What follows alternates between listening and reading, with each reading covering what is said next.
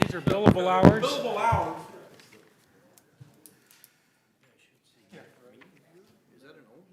Miracle. I'm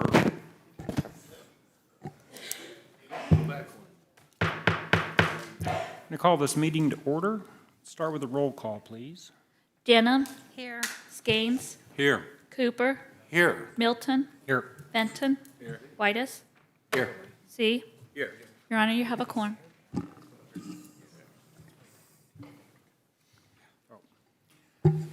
We'll start with the first agenda item, and it'll be a presentation by Jamie Rauch. Thank you, Mayor and members of the board. The presentation today is going to be about how we anticipate the 2021 results coming in. As you all may recall, do I have a clicker? Yeah, okay. Sure. Okay. As you all may recall, back when the pandemic hit, we made some strong assumptions. And so we wanted to make sure that we had strong enough assumptions so that the operations of the city could keep ongoing. So, I've said this many a times, but I want to recap this for you for a specific reason, and I'll get there in just a minute. We anticipated 45% down, and how we got that 45% down is we took 5 months of our strongest revenue months and anticipated a 0 return on those months. From there, what we did is said, okay, what do we need to do to be able to sustain a 45% decline in our taxes, okay? And what we did, as y'all recall, we froze, I think, 22 positions. We cut out all capital, all one-time expenditures, anything that we could do that would avoid interfering with the daily operations of the city. That's what we tried to do. Well, moving forward just a bit, y'all know that 2020 ended up much better than we anticipated. Although we were down in taxes quite a bit, it wasn't near as much as we had assumed in sales tax, and we weren't down as much as we had assumed in tourism tax. So that made our year, and so revenues minus expenditures, if our revenues come in higher than our expenditures, it falls down into our reserve. So that made our reserve go up, which is a good thing. So then in the middle of all of that in 2020, we went through the same budget process in 2020 that we were going through right now for 21's budget. And right now we're going through for 22's budget. So what I guess I want to say before I start diving into all of this really quickly is I don't want it to get confused, this conversation, with the conversation we had last Friday, because that is for 22's budget and then long-term results. And we are working on that roadmap that we promised. So we'll get that and we'll talk about that next Friday. But for today, we're going to focus on this assumptions and where we landed and why that's important for the 2021 results and why that is important for the 2022. And I'm going to try to do it as quick as I can because I know there's a long presentation ahead of me next. So here we go. So COVID assumptions, I already spoke briefly on that. We assumed March through July with no sales, tax revenue, which equated to a 45% reduction. All other non-tax revenues, we also assumed 45%. Okay, here's all of our expenditure assumptions. I briefly touched on those just a while ago, but here is all of the ones that we did and we activated right in May as soon as we knew what we were going to be faced with. We reduced our subsidies, if you recall, the public safety subsidy. We reduced the park subsidy.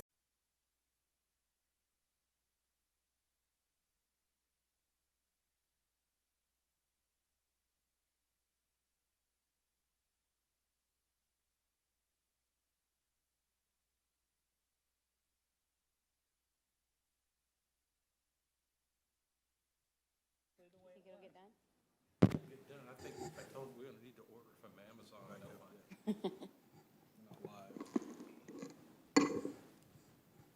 Test 1, 2, test. Roger Fox Dog. Roger Fox Dog. Larry's buying ribs. Larry's already bought ribs. It's Bill's turn.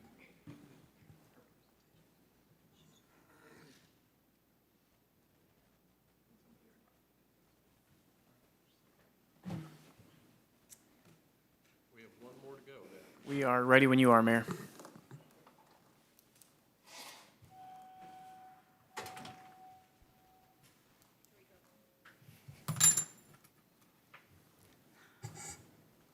You want to continue? We'll tell Clay what you Y'all said. didn't hear me, but I was going to say, and that was my presentation. Good. If there's no questions, we can Okay, have a nice day, sorry. just adjourn. Okay. So really quickly, COVID assumptions, the 45% reduction. We'll keep moving. Expenditures, we've already gone over those.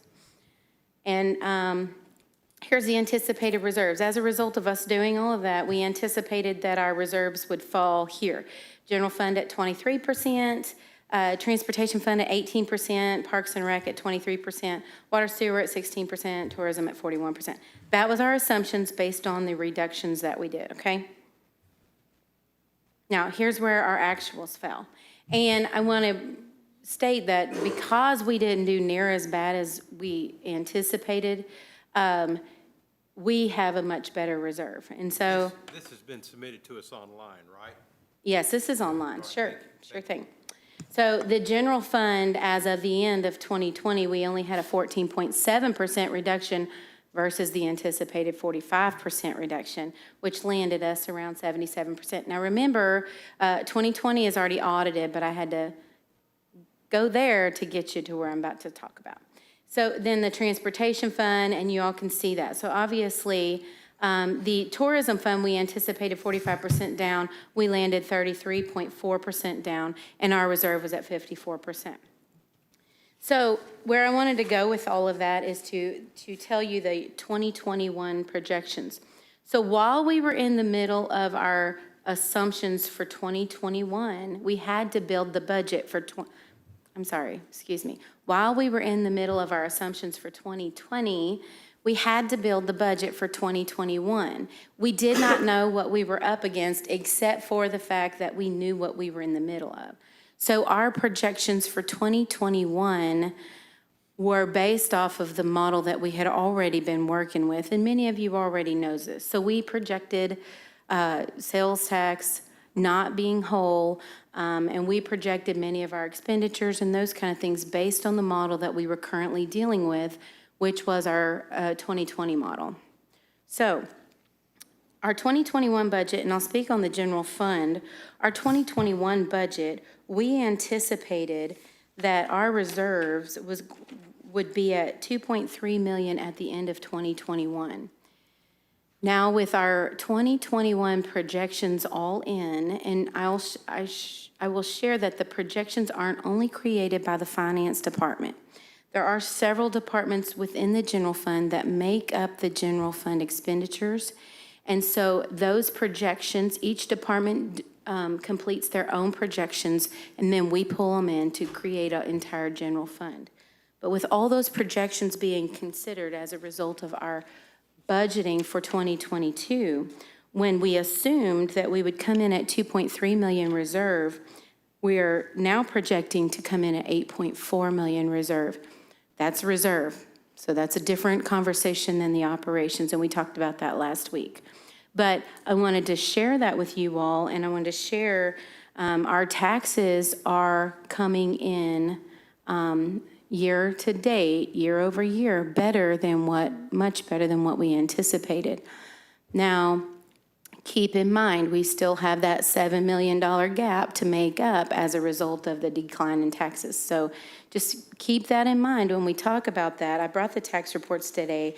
Many of you already know that, but we are sitting right now at $10.2 million in taxes as of the first week of September, over 7.1 from last year, which is a 42% increase.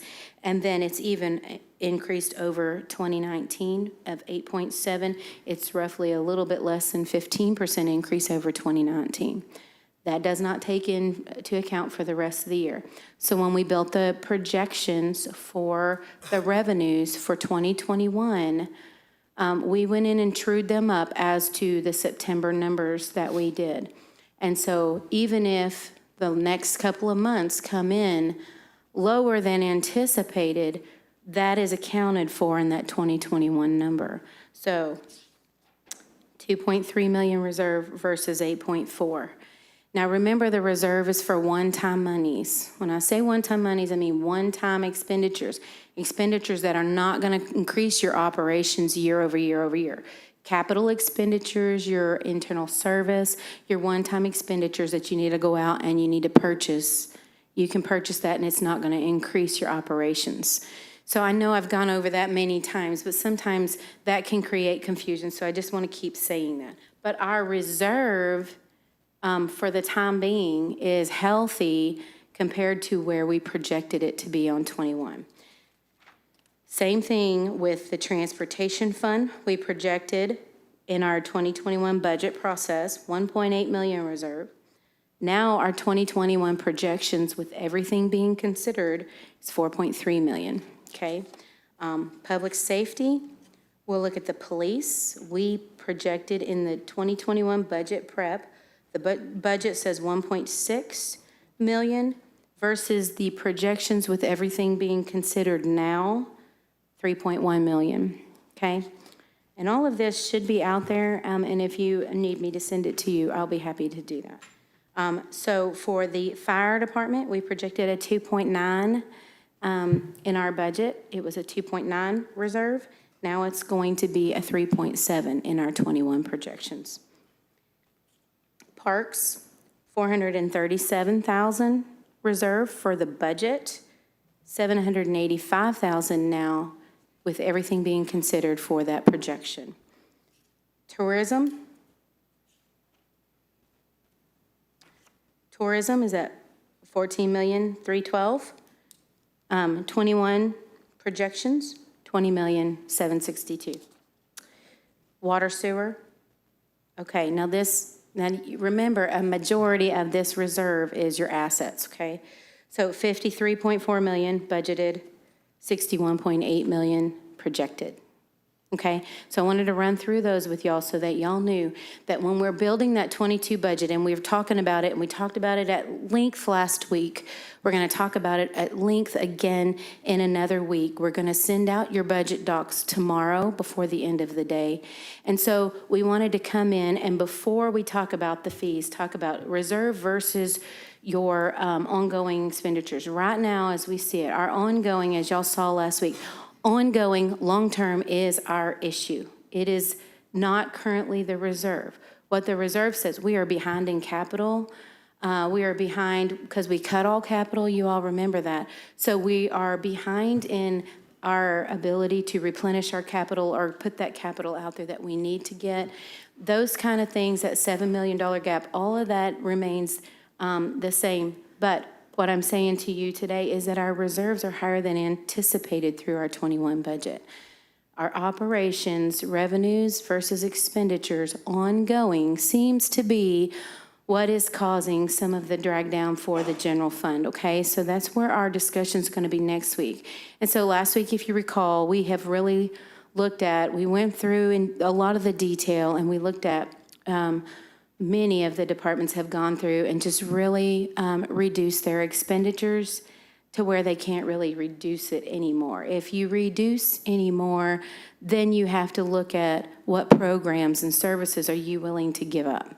And so that's a discussion that's not at our level. It would be something that you all would be faced with. But what we're looking at now is we really have to look at our revenues. The revenue increases is what we really need to focus on. That's where we need to go, and that's what I think you're going to hear here in this next presentation coming up. And I just wanted to make sure that you all were aware of where we stood financially as of the end of 2021 so that you prepare for 22, and then the 23 through 26 is what we really need to look at. But our revenue increases, we had many things out there. We are considering internally many different things that we can do. We're just not prepared to speak on them. Possibly by next Friday, we can all sit down and talk about it in our big budget meeting and get some things nailed down. But I wanted to give you this information so that you could have it. And if you have any questions, I'm here and ready to answer them if I can. So there you go. Thank you. Any questions? Any questions from anybody in the audience? Any questions from the board? I think it's Oh. just a statement or two, Mr. Mayor, and I had discussed this with several of them. We're in this for a myriad of reasons, with the unfunded mandates that have been thrown down by the feds. Feds cut taxes at the federal level, made it incumbent upon the state. State, in turn, cut back and made it incumbent upon the cities and the counties. Therefore, we had to pass a public safety fund. There was monies used to come in from the feds and the state on just about everything that's up there on that list that I used to have to deal with anyway. And then the state decided that they would be able to tax internet sales, but yet they did not give that same ability to the cities and counties. And while we languish out there, the state is collecting that. Plus, I believe they're going up on the gasoline tax as well, which will help the infrastructure. That's just things I'm going to ask you as a question. Do you think those figure in the long run? Because I knew this stuff was coming down in 2010. We had discussions at the time that somewhere within 10 or 12 years we were going to look at it, because Branson wasn't growing at the rate that the demand on services were. And then we saw that with the public safety fund and the fire issues. We had trucks, cars breaking down. We couldn't get out there on time. We didn't have the right equipment. It just, the demands are always going to continue to increase. Would you agree that all these things have a cumulative effect on our revenues? Yes, I would say it would be an economic impact. And so it's an impact on the economy itself, which will either drive it up or drive it down. So certainly it all has an effect on it. And this is one of the reasons why we implemented back in the day the priority-based budgeting decision-making model, because at some point you've got to look at the overall picture and decide some of those decisions are tough decisions, but now you have all your programs, all the services that we do out there by department, they are scored, and the scoring is, 1, do they meet the goals of our city? Or 4, they don't really do much to meet the goals of our city, and what is the cost? So all of that we have to know and to be able to look at and make those tough decisions, because some of those things that you mentioned is not something that we can control. So if we can't control it, then we have to make the decisions to be able to stabilize our operations, and what is that? And I think that's what we're going to be talking about next week at our budgeting meeting, sir. Thank you. You're welcome. Jimmy, before we move on to the fees that we're talking about, I'd like to just make a couple observations. When we look at our budget, what I'm still cautious about is we have line items in years 24, 25, 26 that we have $0 budgeted for. I look at that as, that doesn't feel comfortable saying we have a 5-year balanced budget when we know sitting here today, we are going to have those expenses. So I'm looking through these budget meetings. We have a short-term fix, 2022. As the mayor, I have the appetite to address those unbalanced numbers, and I'm hoping the board has the appetite to let's address them. Let's quit kicking that can down the road, because if this board doesn't address them, if there's 0 budgeted, we all know the next board coming is going to be faced with these same shortfalls.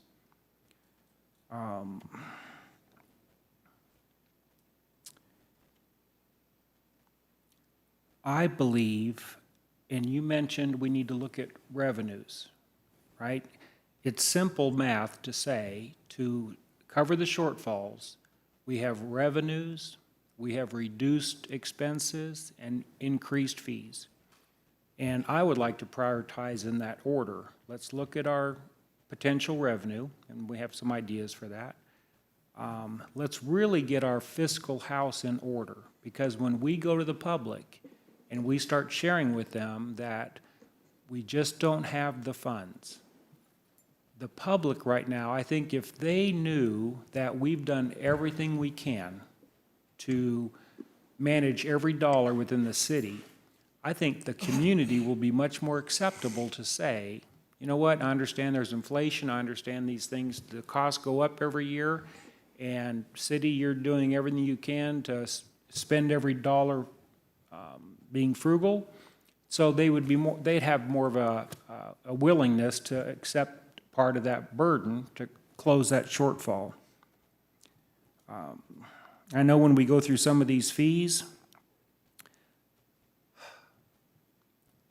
there's a couple, well, I guess the two basic categories is the fees to our residents that we're going to be talking about and the fees to our businesses. It's no secret, it is expensive to live in Branson, Missouri.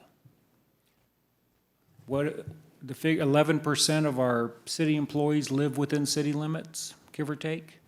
I mean, that just tells you, you can afford to have a bigger house, less cost, less fees in Nixa, Ozark, Hollister, a lot of our surrounding communities. And I know we're going to be talking about increasing fees, and I'm really struggling with that. On the business community, it's no secret that it costs more money to open and operate a business in the city of Branson than our surrounding communities.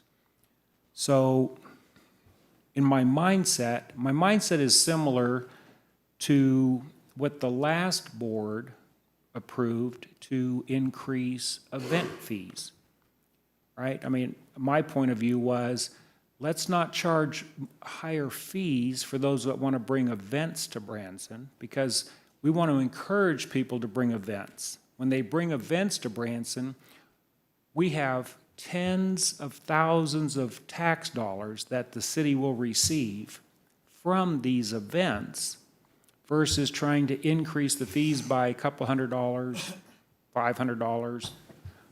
And so I guess the mindset is, I think what I'd like this board to think about is, instead of chasing the pennies, let's focus on the dollars. The pennies meaning making it more expensive to live in Branson, making it more expensive to do business in Branson. If we had more businesses, the dollars come from encouraging more businesses to come, because then that generates more tax revenue. Does that make sense? Yeah, I think it depends on the type of businesses too. You just don't want to get a whole bunch of the same type of business, because then you're just sharing the wealth instead of increasing the wealth. So yes, it does. Yeah, I subscribe to those are going to be market demands, right? It's an entrepreneur's decision. I don't think that's a government decision. Well, there's good and bad with TIF.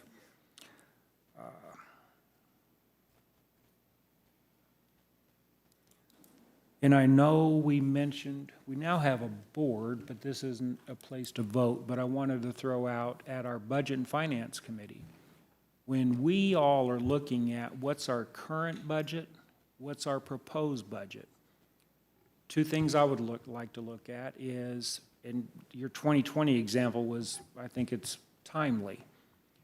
When COVID hit, we did not have a choice. No choice. So there was an external force telling us, you got to more than tighten your belt. In fact, we made decisions that we knew were going to be short-term decisions, capital improvements. And then when we get back to somewhat normal, we'll be able to pick those back up. But a question I have is, on all those reductions we did in 2020, are there any of those that we were forced to cut back that today we could choose to keep those at lower levels? Just throwing out the question. So as we go through these slides we're about to go through, there are many that show Branson's fee is X. We're proposing to increase it to X, and you'll see our surrounding communities, they don't charge fees for some of these items. So we already have fees that our surrounding communities don't charge. We're proposing to increase those fees, and it just reinforces why it is much more affordable to do business or to live outside the city.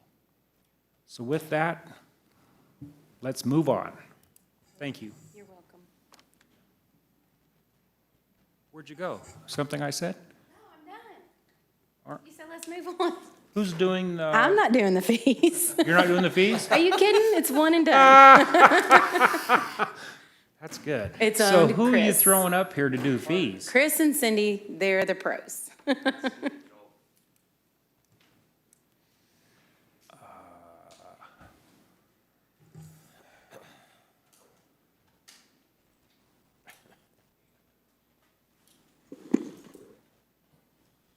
sure the clicker works here. Hey Chad, can you close that window in the top right corner?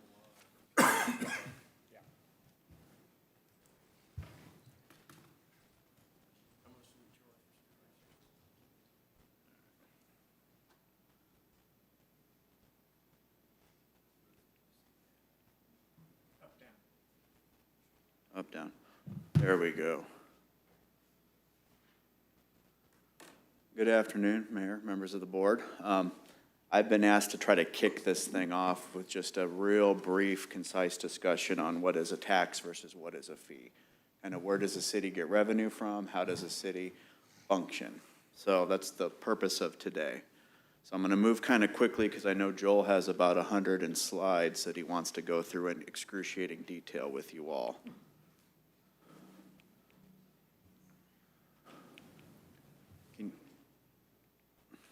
All right, so where do we get revenue from as a city? Taxation, obviously, franchise taxes, license fees. A good example of that is the use of our right-of-way by cable, fines and penalties from our violation of our ordinances, impact fees, service fees, grants from the state or federal government. I think we kind of alluded to that earlier with Alderman Skane's question or a comment about revenue sharing, and then special assessments that we levy to kind of support our infrastructure. So those are our general municipal buckets that we can get revenues from as a city. We can also get revenue as a city in a proprietary capacity. We have a couple examples of that, and this is where we would basically get income or profits from the use or sale of our money and our properties. Track 4 properties is a good example. We get rent income from there. We also have the opportunity for enterprise funds, and that's from the ownership and management of municipal enterprises. Our convention center is a good example. If we owned any parking facilities or parking meters, that would be another good example of enterprise funds that we could collect. Cindy's done a nice job with our campground. That's a good example of an enterprise that the city is engaged in. So, big question that always comes down when we're looking at fees is it a tax or is it a fee? So a little, just to level set our authority to tax. In the United States, a state has the inherent power to raise revenue by taxation. And here in Missouri, without the limitations that our Constitution has set, the Missouri Constitution, that power to tax is unlimited. Okay, there's no limit. Article 10, Section 1 provides that the taxing power may be exercised by us. So we do have the authority to tax, okay? However, we have no inherent authority. We can't just come up with our own tax for sitting in this lovely study session. Instead, we have to have been delegated that authority by the state of Missouri. So they have to say, hey, you can get a tourism tax if you follow these processes. You can go after a use tax if you follow this process. We're different because we're not a constitutional charter city. If we were a constitutional charter city, which we can be, we're eligible, then we would have the same authority as the state of Missouri.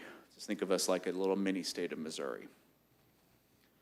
So, definition, I'll start with the case law just to kind of lay this out. What's the difference between a tax and a fee? Taxes are proportional contributions imposed by the state upon individuals for the support of government and for all public needs. Taxes are not payments for a special privilege or a special service rendered. Fees are charges prescribed by law to be paid by certain individuals to public officers for services rendered in connection with a specific purpose, ordinarily are not taxes. So what in the world does that mean? Okay, that was over a riverboat casino case. Taxes, we impose them for revenue purposes, and they're directed towards all people or classes of people. Examples here in the city of Branson are tourism tax on food and beverage or admission tickets, and they're involuntary. What I mean by involuntary is that you are taxed regardless if you fit the class of people or that are affected by the tax. It's an involuntary act. You get taxed if you want to go to Alderman Cooper's show here in Branson. A fee, on the other hand, goal behind a fee is to recover cost or partial cost of providing a specific service. So this is directed towards a specific service or activity and a specific user. So the difference between a fee and a tax, a fee is voluntary.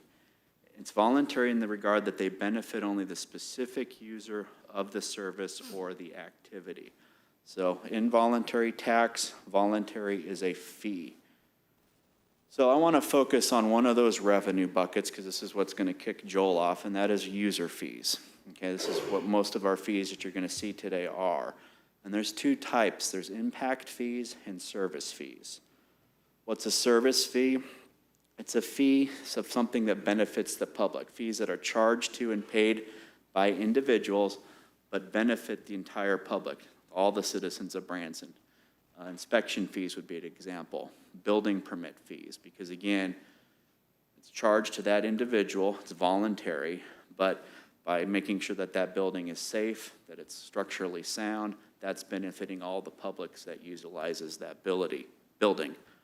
Providing access or copies of public records under sunshine is another example of a service fee. And just kind of generally, when you think about service fees, these are fees to offset the cost of individual requests of city resources. So I need a city resource, here's the cost to voluntarily access that city resource. Impact fees, on the other hand, are a little different. These directly address infrastructure. So these are fees designed to ensure that new development pay its fair share of the infrastructure needs it creates. We're talking fire, police, sewer, water, road, sidewalk. Case law tells us there has to be two requirements between the impact fee that a city would put on a person or an individual or corporation and the actual thing that it addresses, and that's it has to have a nexus to it. They have to be correlated, and there has to be rough proportionality. What I mean by that is that the fee can't be egregious. It has to make sense in light of the infrastructure needs of that impact. So good examples in our city code, open space dedication. Whenever we do a subdivision, there's a need for green space, so there's a proportional piece of that subdivision that goes to open spaces. And then tree preservation. You want to develop and you tear down a bunch of trees, there's a cost associated with that. So, state law limitations on fees. The big one is what's called the Hancock Amendment, okay? This is something that came about in 1980, and it was a change to the Missouri Constitution, and the goal behind it was to limit state and local government spending and taxation.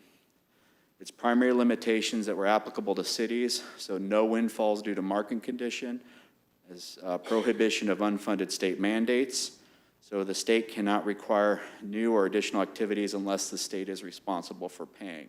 So the state of Missouri can't suddenly say, hey, Branson, you have to do X without providing a funding source for X.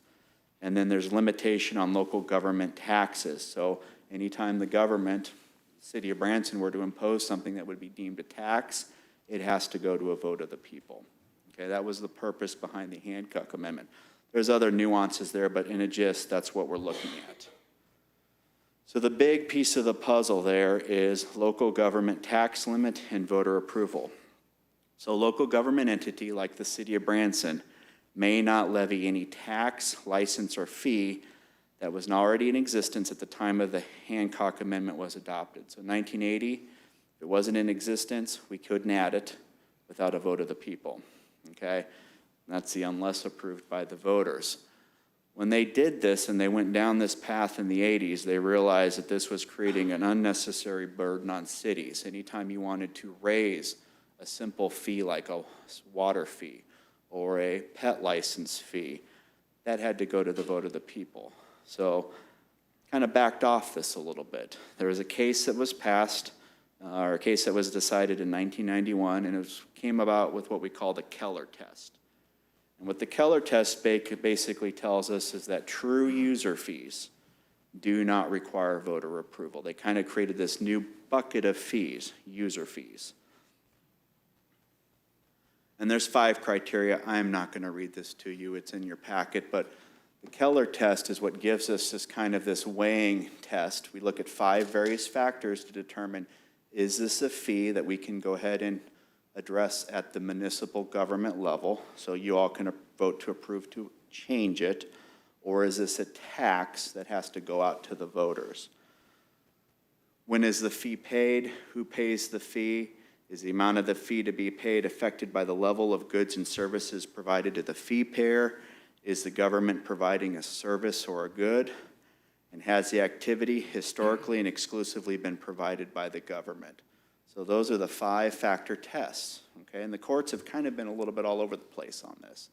But generally, you balance these to determine whether it's a tax or a fee, whether it has to go to the voters or whether it has to, the city can make the decision on their own. Chris, hold it just a second. Yes, sir. How was the state able to levy the issue of the this Wayfair tax in relation to that type of decision versus taking it back to the voters?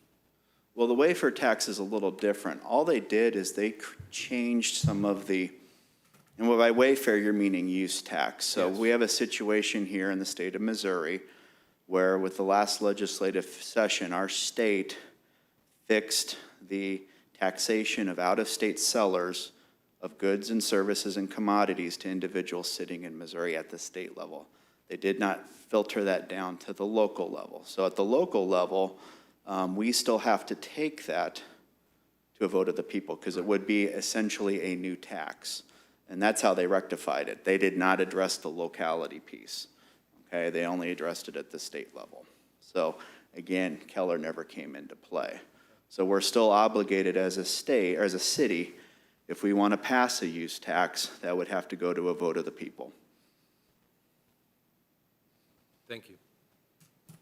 So final slide, and I don't want to take all of Joel's time because he's got a lot to talk about today, and so does Cindy. But in '87, our state passed a statute. This is 67.042. Bottom line here, and this is kind of to frame the conversation with you, is that you have the authority to increase fees. Keller test aside, Hancock Amendment aside, state law provides you for the ability to increase fees on existing services, user fees. So again, that's baked into state law, 67.042. So again, as we go through this list and you start looking at these things, realize as long as it fits as a user fee, which it would if it's on our books, then a decision can be made to change it if appropriate. But again, it has to be correlated back to the service provided. So I'll stop there and yield the floor to Mr. Hornicle or Ms. Shook.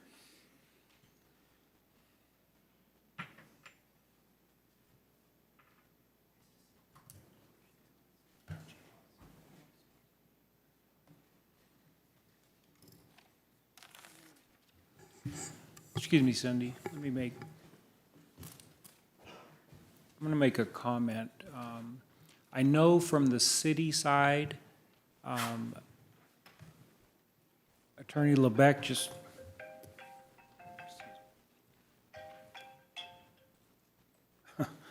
Attorney LeBeck just gave us the differences between taxes and fees from the city side.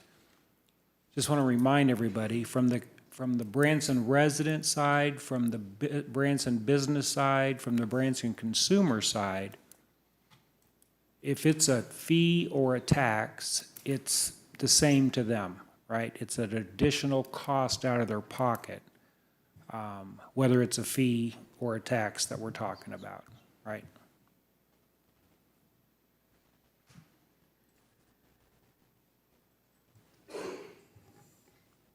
Here you go. Will you get my first slide, Chad? Yeah, the very first one. Is in the PowerPoint after Chris's slides.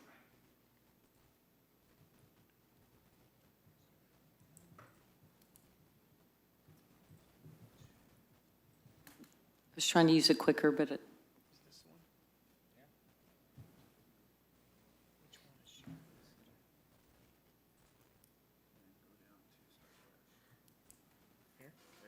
And hit play. That's, I think, what's in There you go. There you go. That's it. Okay, Mr. Mayor, members of the board, I think why I was nominated to kind of go first on this is I think the Parks Department is probably the department that brings fees to the board on a more regular and consistent basis. You've seen me here, several times through the years, or some of you have been here, has seen that. And I mean, our goal is to kind of maintain the same level of subsidy. So that's why you see us here so often. Part of our process, and what he's showing right now is the Branson Municipal Code, Chapter 62. So that's where the Parks and Rec fees are. And so those are the main categories, the youth, the adult, aquatics, you see those. And those just represent most of the things that we do, right? That we charge fees for programs that we offer in the community.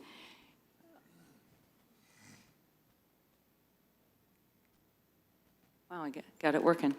So as part of our process, staff reviews fees on an annual basis. So we start doing that at the end of July. As soon as our busy season's over, we start looking at fees. We start planning for next year. Why we do that at that time is usually the budget's going on. So, we're looking to, as part of the process, we're analyzing fees in coordination with how much is, what are our expenses? What's it going to cost? What are our projected revenues for the program this year and next year? And then what is the subsidy amount allowed in order to balance the general fund? So, our subsidy amount, we try to maintain a similar level of subsidy. That's always the goal. So again, we're adjusting fees to address that.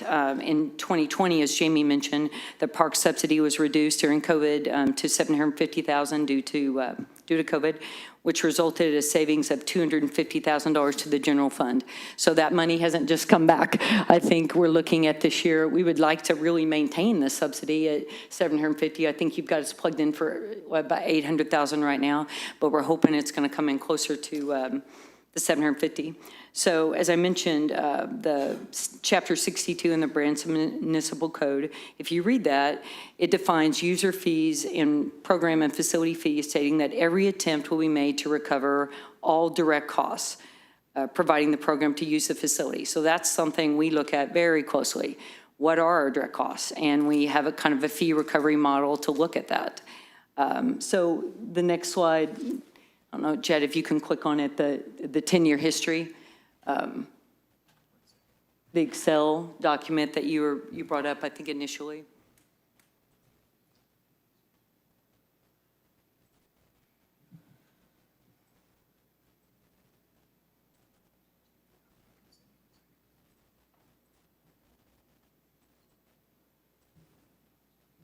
Or I can try to click on the link, Chad, if that would work better. Yes, that's it. It wasn't. I don't know if you can, okay, so it's a lot of numbers. It's 10 years, our last 10 years of park increases or fees. So everything in red represents, and you probably haven't had a chance to look at this. You don't certainly have to know all this information today. I'll be coming back to you for fees in the next couple of months. So, but this represents a great history of when fees have increased and the years that they've increased. And so the red shows that. So again, you can see the fee categories. You're focusing on the youth sports right now. And underneath that, the adult sports, the swimming, all those kind of things I mentioned. So a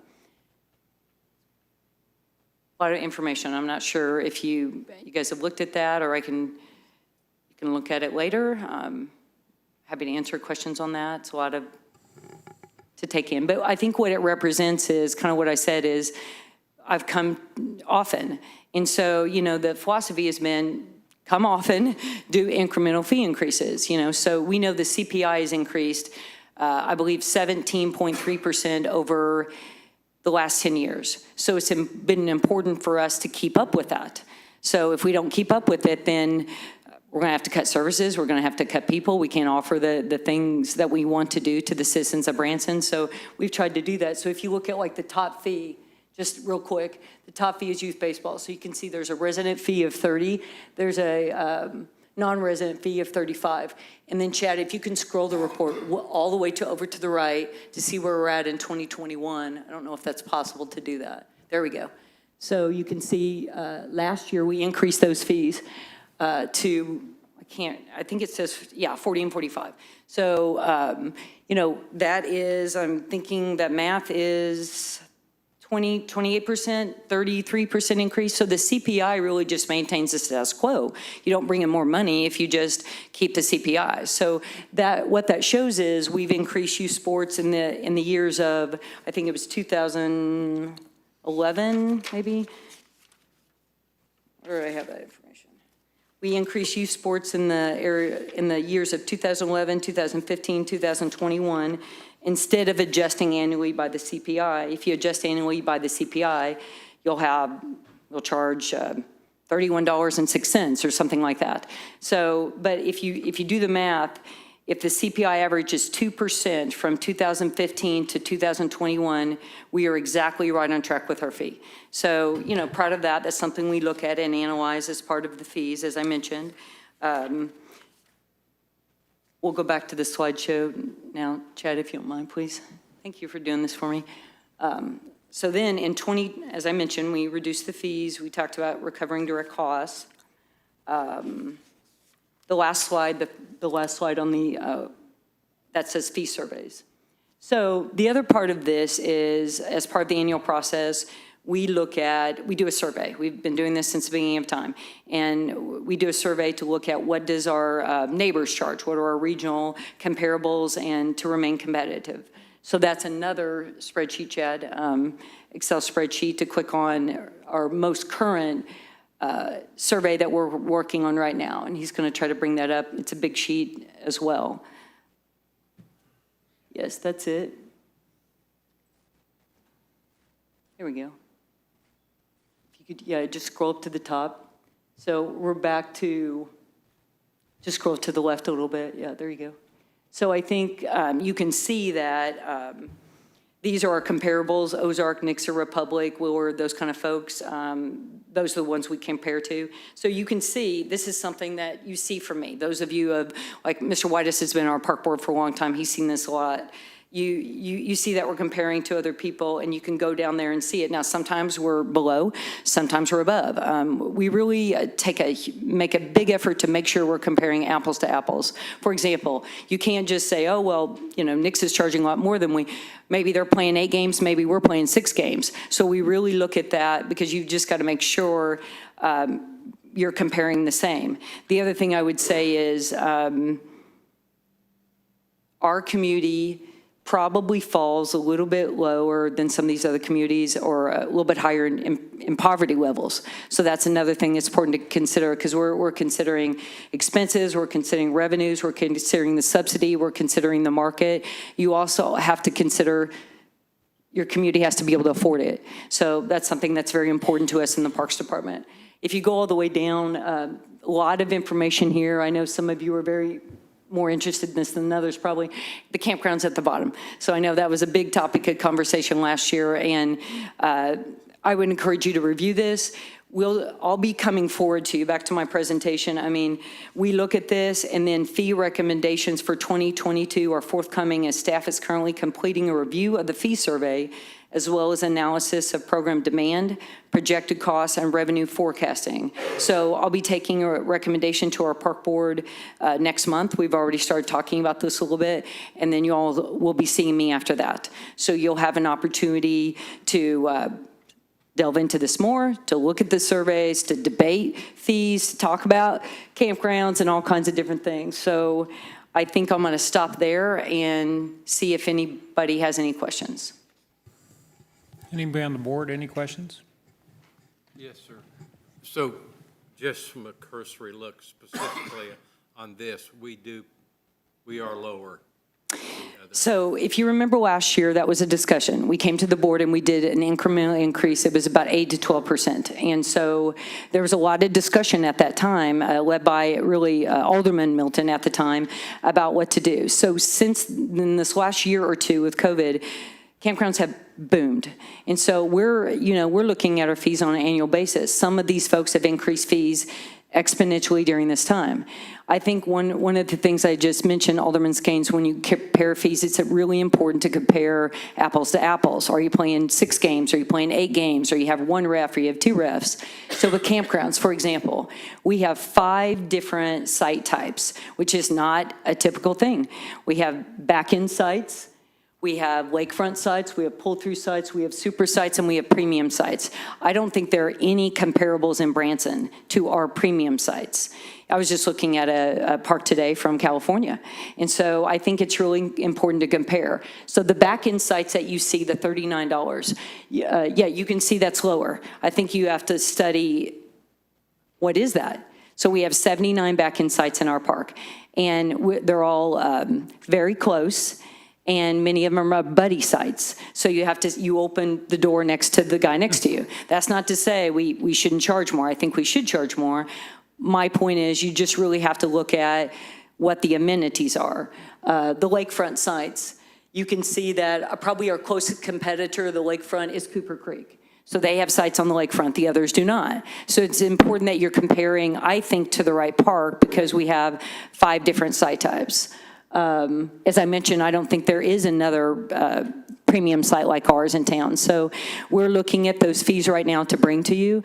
I think you'll see increases definitely higher than the 8 to 12% last year. I think you could see in the range of, we're doing some math on 15%, 20%, 25%. It's important to remain competitive and on par with the private sector in the area. And so that was something mentioned last year. And that's something we're definitely looking at. This was like 4 years ago almost. Weren't there complaints from the other parks that we were underselling them so much? It is something that has been mentioned, for sure. And again, you're looking at a snapshot right now of what people are charging in 2022, and rates have gone up a lot in this past year because of COVID. So the other private parks, they have the ability to change the rates anytime they want. So it's hard to always know exactly what the charge is because they charge weekend rates, they charge based on demand. So this is the best. Yes, sir. So this is the best information we can get. Okay, thank you.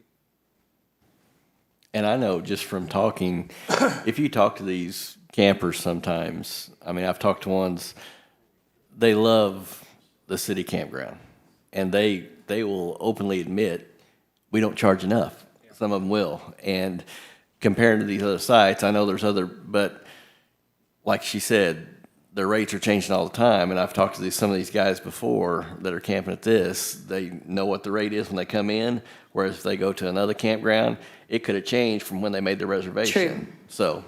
But back to the revenue, for example, I was saying we're doing the math on, 15%, 20, 25%. So if you looked at, just to give you ballpark numbers, so as Chris mentioned, this is viewed more as an enterprise fund, as like, say, youth baseball or the other things that we do, right? And so we're projected, our revenue for 2021, our projected is $1,094,130. So, but we hope to, right now, year to date, we're at $806,000, but we hope to be, I think we're going to finish above that. So if you did the math on, let's just say 20%, that could be additional $147,744. And I would be remiss if I didn't say that would benefit the general fund. So that I can hear Jamie in my head saying that. So I think that would be something that we've got to think about. And I'm focusing on campground because obviously that's the biggest ticket item. Certainly you want to look at youth baseball and all the other things, but those increases are, dollars. And so not, much smaller dollars. I hope. Question for you one more time. Like when I played American Legion, Guatney Chevrolet paid all our fees. The individual fee that we saw up there for. Can scroll up, Chad, if you don't mind. Baseball, is that incumbent upon the family to pay that, or is that assessed against the sponsor of that team? So usually individual fees, I mean, I think a couple of the guys up here have coached or played in our sports. So you can sign up individually, your child, and then we also have team fees. So we're a little bit unique in the fact that the other, you can see it seems like we're a little bit below some of the others in the individual, but in the team, we're a little bit above because we're wanting to kind of keep a similar level. If you sign up for an individual, you get so many games, you get practices, you get t-shirts, things like that. If you sign up as a team, we don't provide as much of that, but you want to kind of equalize that, so we're bringing a similar level of revenue. But I think lots of times either the coach just says, hey, everybody owes me $30 or whatever it is, or maybe they reach out to Clay Cooper and say, would you sponsor my team? And so I think both happens. So the sponsor of the team actually could shoulder that burden? Absolutely. Okay, thank you. And Cindy, my only comment is, and thank you for bringing it up, we have had these discussions, and like Alderman Skanes said, I've heard from some of the other park owners that it's kind of unfair to compete with Branson at the lower fees. Sure. So I'm very much in favor of at least bringing it up to market value, right? I think that's fair to the private sector. The only thing, if you would, keep in your mind, Jamie, close your ears. When we have these increased fees and have this additional revenue, an area that's missing, when I look at a healthy, balanced budget, I feel strongly that we need to start putting some money back in our neighborhood parks. We haven't put money in our parks forever, and we've had different discussions about some maybe deferred maintenance or other things we can do to spruce up our parks. So instead of throwing this into the general fund, just keep in mind that we may want to just carve that additional revenue off to go towards our neighborhood parks. Yeah, sure. So we, you know, as Jamie mentioned, we kind of halted capital projects for a couple of years now. And so a lot of the folks on our park board and other thing always point out to me, Cindy, these aren't really capital improvements or maintenance things that you need to keep up with. And that I've heard that for years, but No. we have not been able to do that. So that's really important to do that. I think this, they possibly release some of the capital funds. So like, for example, Cantwell Park, we've been talking about that for a while. That's a top of my list. It was approved last year to be able to kind of improve that. But I've added, at your encouragement, Mayor, some of the different parks. I put in most of the playgrounds that are in the parks, and many of them have been here a long time. So we need to replace those. And so those really start to show up in next year's capital budget because we really were encouraged to roll over what was already accounted for or already budgeted last year. And so looking at, so all those things were vetted through priority-based budgeting. If you know, we can certainly look at that now. It's just some of those that are in 2022 or 2023 weren't vetted through priority-based budgeting. That doesn't mean they're not important or we couldn't look at them. And the other thing I would point out is the internal service fund. That has been huge for us. And Jamie has really been a huge proponent of this, and thank goodness, because if we manage our budget well, then we have leftover dollars that we put in that. And that's how we got to do the campground Wi-Fi and some of the other things that you've seen me bringing. So we would love to add another inclusive playground. That's been really big at the Recplex. We'd love to see that. Love to do some things at John Nygaard and, you know, some of the Alexander, update that playground. So we'd love to do that. So we'll keep working on moving that direction. Okay, because I know that's been very important to the community. Thank Very you. much. Okay, who's next?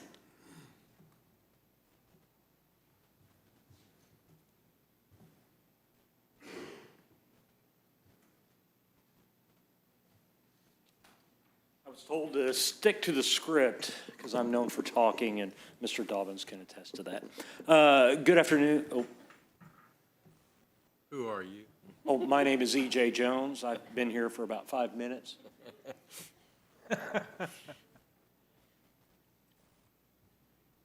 Outstanding. Good morning, or good afternoon, Mayor and members of the board. This part of the presentation will provide an overview of the police department fees and discussion of possible future fees.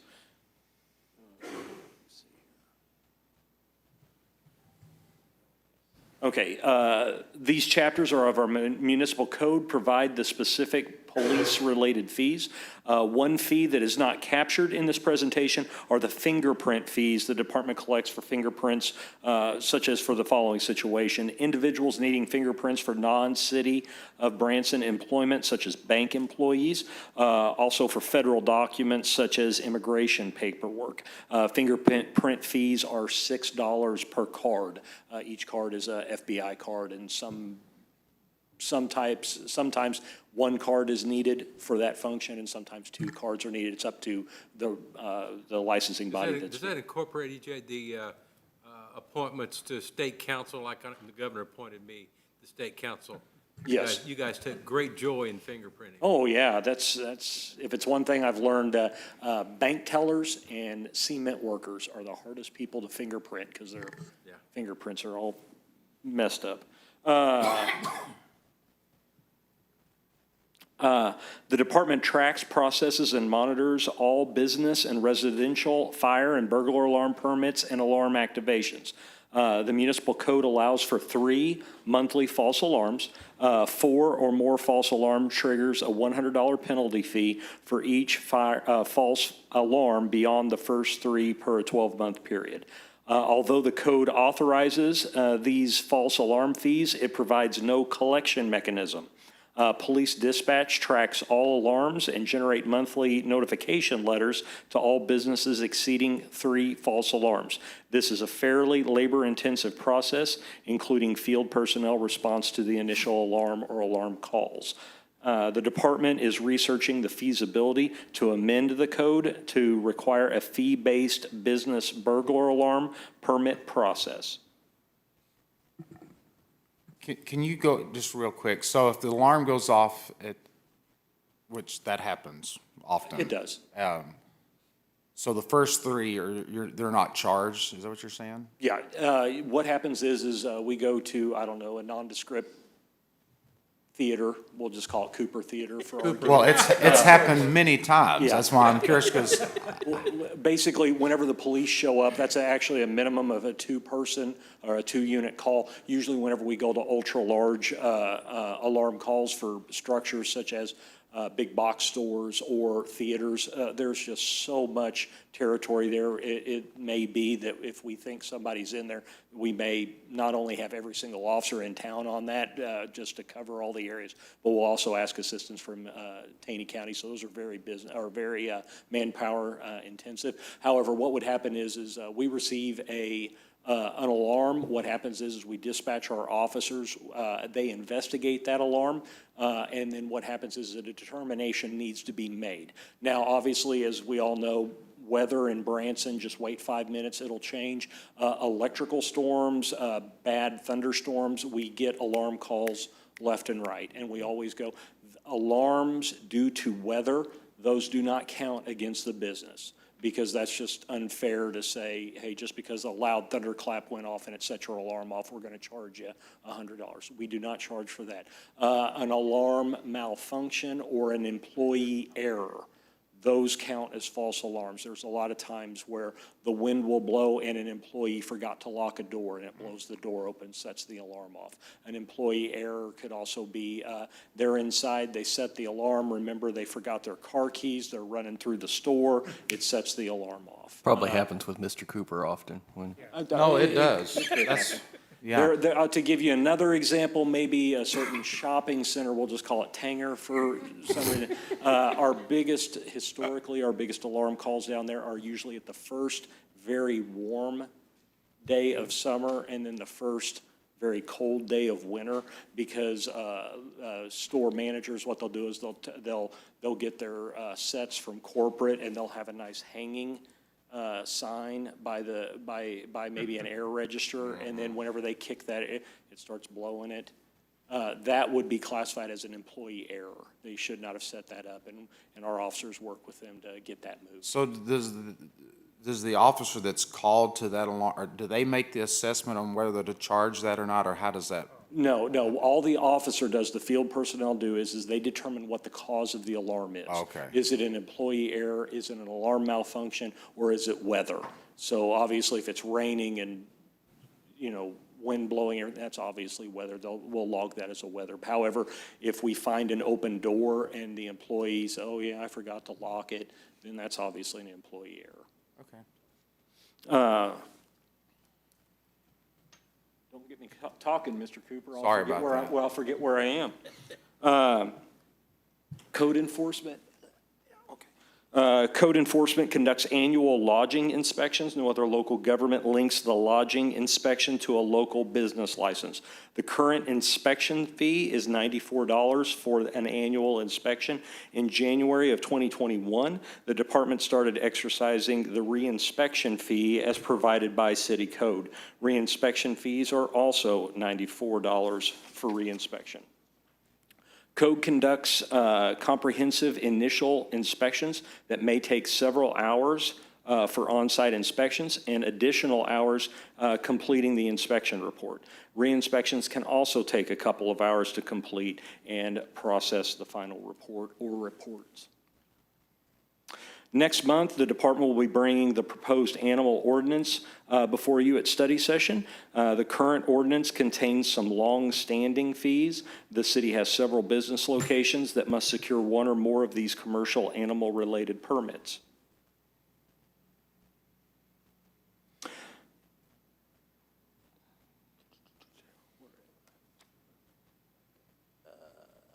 These are the current fees for the animal control. Animal control operations also have a couple of code-based fees. These fees include impound fees for stray animals transferred to either the Taney County Animal Shelter or the Shepherd of the Hills Humane Society.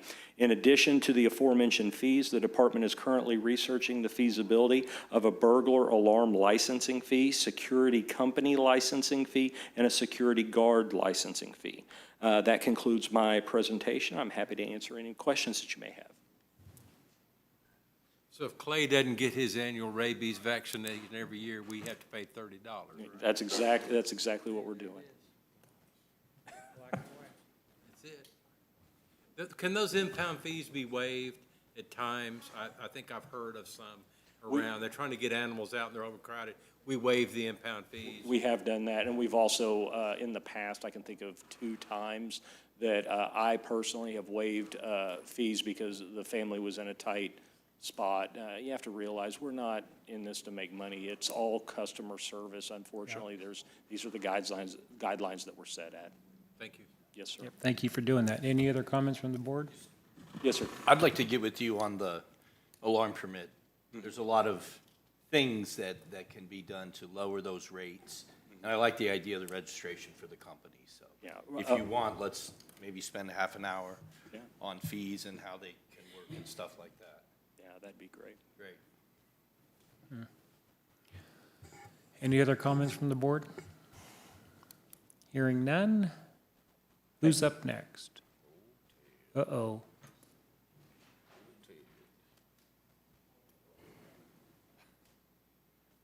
Good afternoon. Find the buttons to go the right way. How are we doing, Chad? I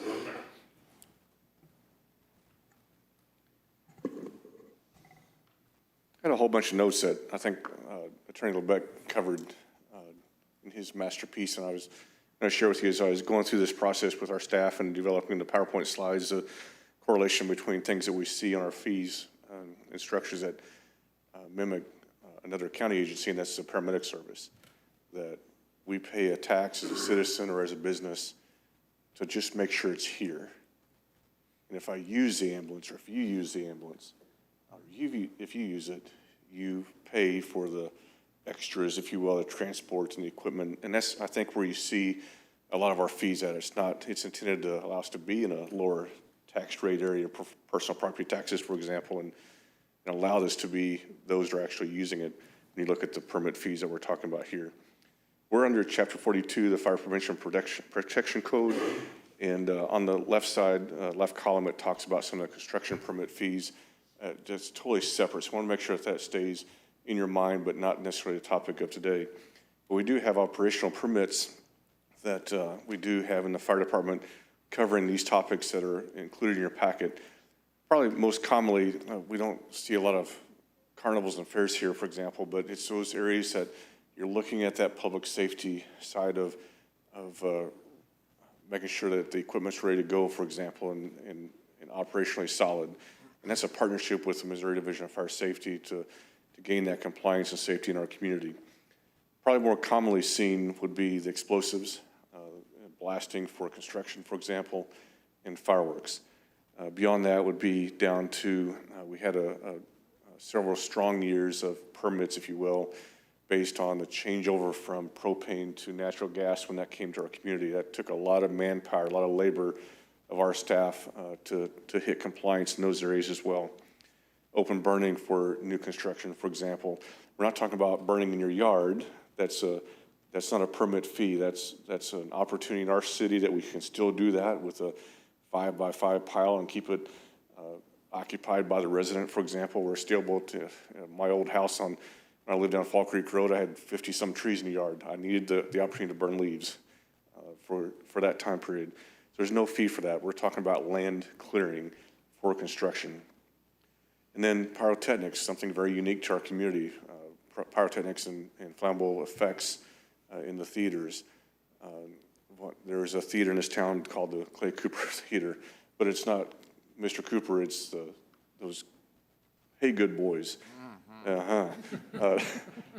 So we're able to use those effects in our community that in the theater industry, very common attraction, if you will, to a show or to a performance, and we're able to do that for compliance, for safety. And we get a few calls a year. Do you realize this happened in this theater?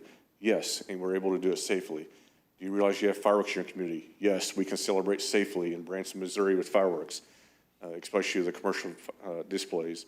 And finally, tents and canopies. And I will share with you that we've worked hard with some of our jurisdictions like Springfield, Ozark, and Joplin. We have tried to build a lot of our codes together so that when tent companies, for example, fireworks companies come to town, we're working or talking the same talk now. We're not, food trucks, another example. We got all the fire marshals together from several of the bigger cities and worked through that process so that the vendors knew what to expect. It's not just, oh my gosh, I'm in Branson, but I'm in Branson, Joplin, Springfield, Ozark. It should be, we're getting closer and closer to talking the same talk, jurisdiction to jurisdiction. So forgive me, I think this kind of the format moved a little bit with the transition from machine to machine here, but this slide in your packet just really kind of talks about the basic hours of service that our staff puts into doing some of the work, from the getting in the citizen serve program and getting the permit in and reviewed, to staff time to do inspections on the properties on some of these different permit fees. So we're able to work on staff time. And remember that when we look at the time that we calculate by, we use FEMA guidelines, we use the staff time, we use benefit packages and vehicles, all inclusive. We currently use in our fire code, the International Fire Code, we have fees on 11, I want you to capture this part, 11 of the 50 available permit fees in the code. So we're very minimal. Now some of that is on crop ripening and tire remanufacturing, things that we do not have in our community, but there are some that we could probably look at in the future to recover some of that staff time. In your packet, if you were able to navigate through that prior to the meeting, you'll see some of the permit fees that we have and compares to the jurisdictions. We were given as staff certain ones to look at, certain communities. When you look at Branson West, for example, there's an asterisk there because they're protected by the Southern Stone County Fire Protection District. You look at Hollister, covered by Western Taney County Fire Protection District. Nixa is a fire protection district. So there's a little bit of skew, if you will, between those jurisdictions and what we have in our adopted codes. So we currently have listed in that packet for your review what our current codes are and what we'd like to recommend. When you look at that, note that our codes in the fire department have not changed since 2016. So it's time to come back and look at that some 6-7 years later to amend those codes as well. This just continues on through fireworks sales, outdoor fireworks annual. When we were doing the review, not only just on these jurisdictions, but we looked at a couple other areas, we saw everything across the board. In some jurisdictions incorporate as a one-stop shop fee. For example, you want to build a building, so the burn permit, the blasting permit, all of that was within your construction permit fee. Others do nothing. Others go way above.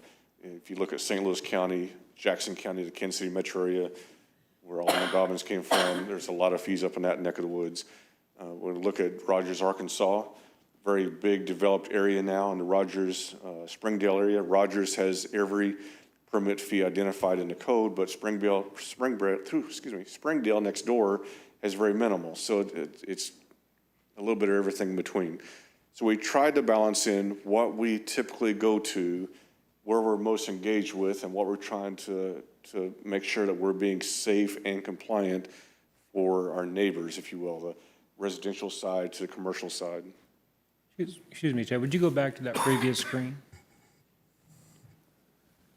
When I reviewed all these documents, these were some of the examples that I just wanted to have the discussion of. Branson has current fees, we're proposing to increase fees, but our surrounding neighbors have 0 fees.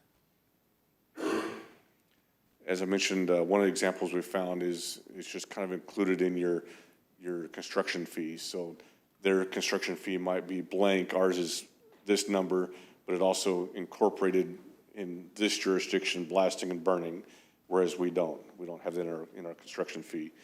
So it's separate, it's specific to public safety now as we divided, or not divided, but separated that account out so we can cover those costs back to public safety. So it's kind of a good question and a little different in how we operate. Jamie's, I hope I'm saying that right, in the recovery costs back to public safety, not totally back to Joel's department.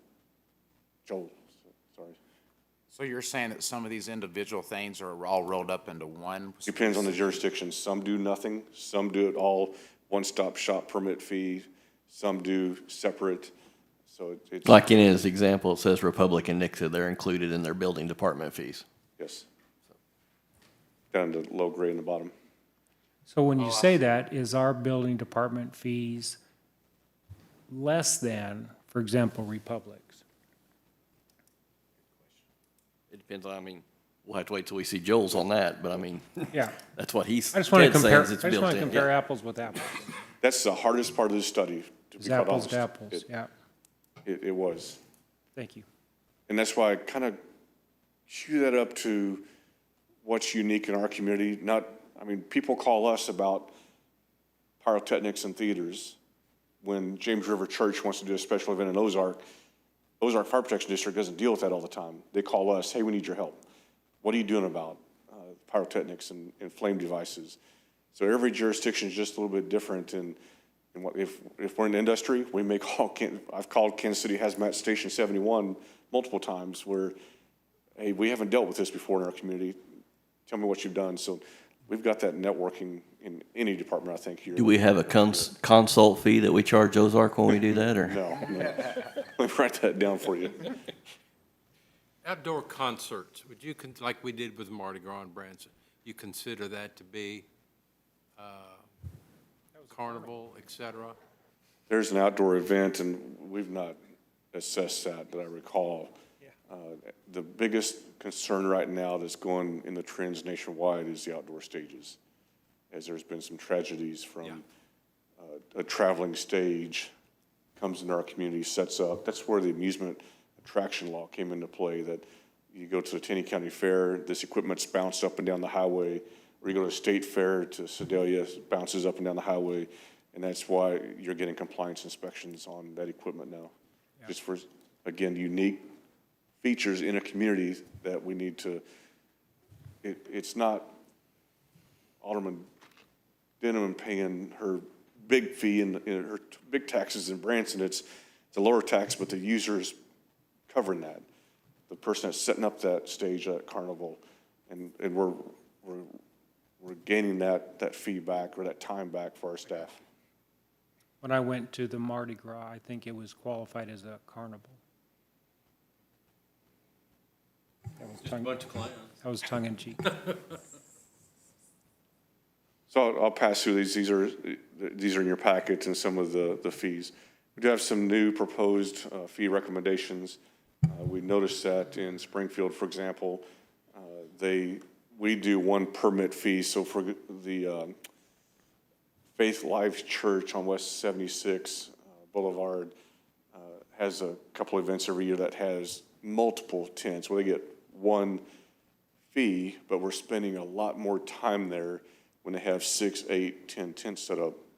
So in comparison to Springfield, they added that $15 per tent based on staff time to spend a little extra time on site. Lodging re-inspections, we've not assessed that in public safety on the fire department side. We're spending a lot of time going back for compliance on lodging re-inspections. And then other re-inspections, we've not had that assessed as well for construction or other times that we go back for repeat that they call, they're not ready. And yet we've got to send staff back. Mr. Whitus is shaking his head because he's seen us come several times out on a permit. So those are things that cost recover to the user that is requesting that service. So in that example, I'm going to go back to Jamie's example. So under the lodging inspection and all other re-inspections, what this suggests is all these other communities, they're collecting that fee somewhere else. Or not at all. They either have a business license or they don't collect anything or they have a permit fee that's something different. So I've yet to see a solid trend of consensus. What I would say, we've had that consensus with our bigger partners, again, Ozark, Springfield, Joplin, is working on pyrotechnics, food trucks, tents. We have a very solid partnership now at tents for safety, for keyword, temporary membrane structures. I will never forget the tent in front of the Super Center that wound up in Kohl's parking lot. There's a reason for that. And so those things are no longer accepted in our jurisdictions and how that tent was ballasted. I think had somebody been in that tent, thankfully that storm was overnight, that moved it. So those are things that are unique, probably heavier use in our community based on our demographics that take our staff time. So is it reasonable then to think that these other communities, for example, the re-inspection fees, that those the time it takes the city personnel to inspect and re-inspect, those costs are rolled up in what the taxes that the consumers and residents pay, instead of, what we're looking at is we're going to charge you each time, and it's just not rolled into what their general budget is. They're all different, and I would come back to, I'd rather be using this tool to gain compliance that, oh, Branson has this opportunity to collect for staff time. I don't need to see you again. Let me get it done the first time. Right. And so that's the biggest thing with the superintendents and the contractors is we're trying to, when you're ready, call us, we'll be there. I'd rather not assess this fee. Let me follow up on, I think, some of the direction the mayor was going on that. How about the extended stays? Are they involved with that lodging reinspection that we were having to do because of non-compliance in the past? Electrical boxes, et cetera, et cetera, et cetera. Is that My there? personal opinion is extended stay is not a legal term.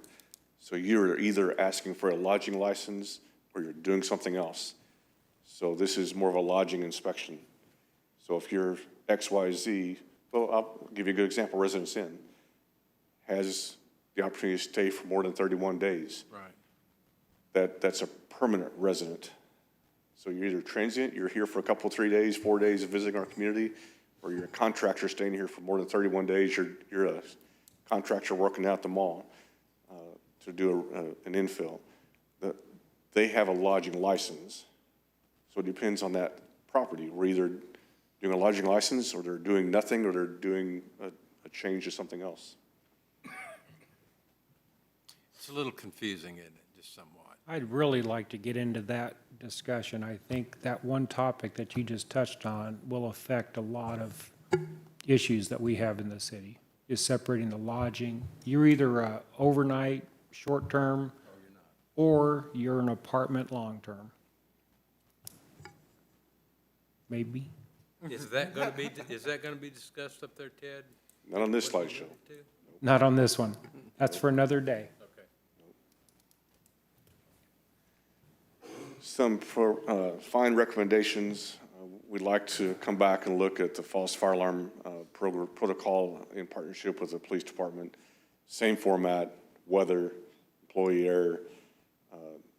If we get to multiple fire alarms at the thunderstorms as well, and that's not an issue. If someone burnt the toast at a motel, that's not the issue. It's when we're having repeat false fire alarms because people aren't fixing things, or the silliest example we had was at another theater up here that has horses. The horses were consistently rubbing against the pole station and causing a false fire alarm. So we're able to work with that, with the Stampede to move that pole station. So we're trying to find ways to reduce those false fire alarms in that format as a whole. And then Springfield also brought forward as a comparable, a late fee, if you will, fine for turning in, I need a tent for an event at 5 o'clock this evening. And it's staff time trying to get queued up with everything else that's happening in the division right now. So that's one to look at as well. And forgive me, I got off my notes because I tried to stay just to the PowerPoint, but one other thing that we're also looking at is a company called the Brycer Compliance Engine.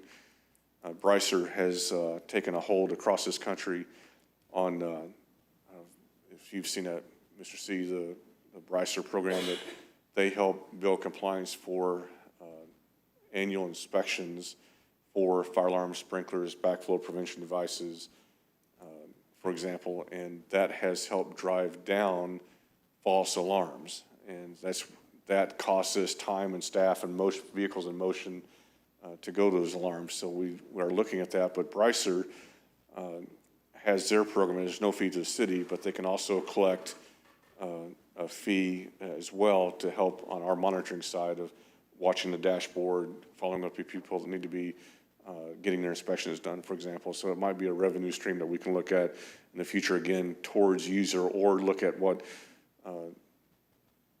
Lieutenant Jones came up about with the permit fee, if you will, for a fire alarm system. So there's opportunities out there to look at. It's ever evolving. I think Cindy put that out very well, that we just constantly have to watch it, monitor it, and see the pulse. And there, back on that slide, that's just another example of, I'd sure like to have a better understanding of how these other communities are absorbing these costs versus Branson's approach is to, it seems like we just keep adding or increasing fees or fines. Because without having that knowledge to understand how a NICSA, for example, can operate and cover all these fees, I'd be interested to see if, for example, if their business license is twice as much as ours, I can understand that's how they can absorb a lot of these. But until we see that, it just seems like we're adding fees and increasing fees.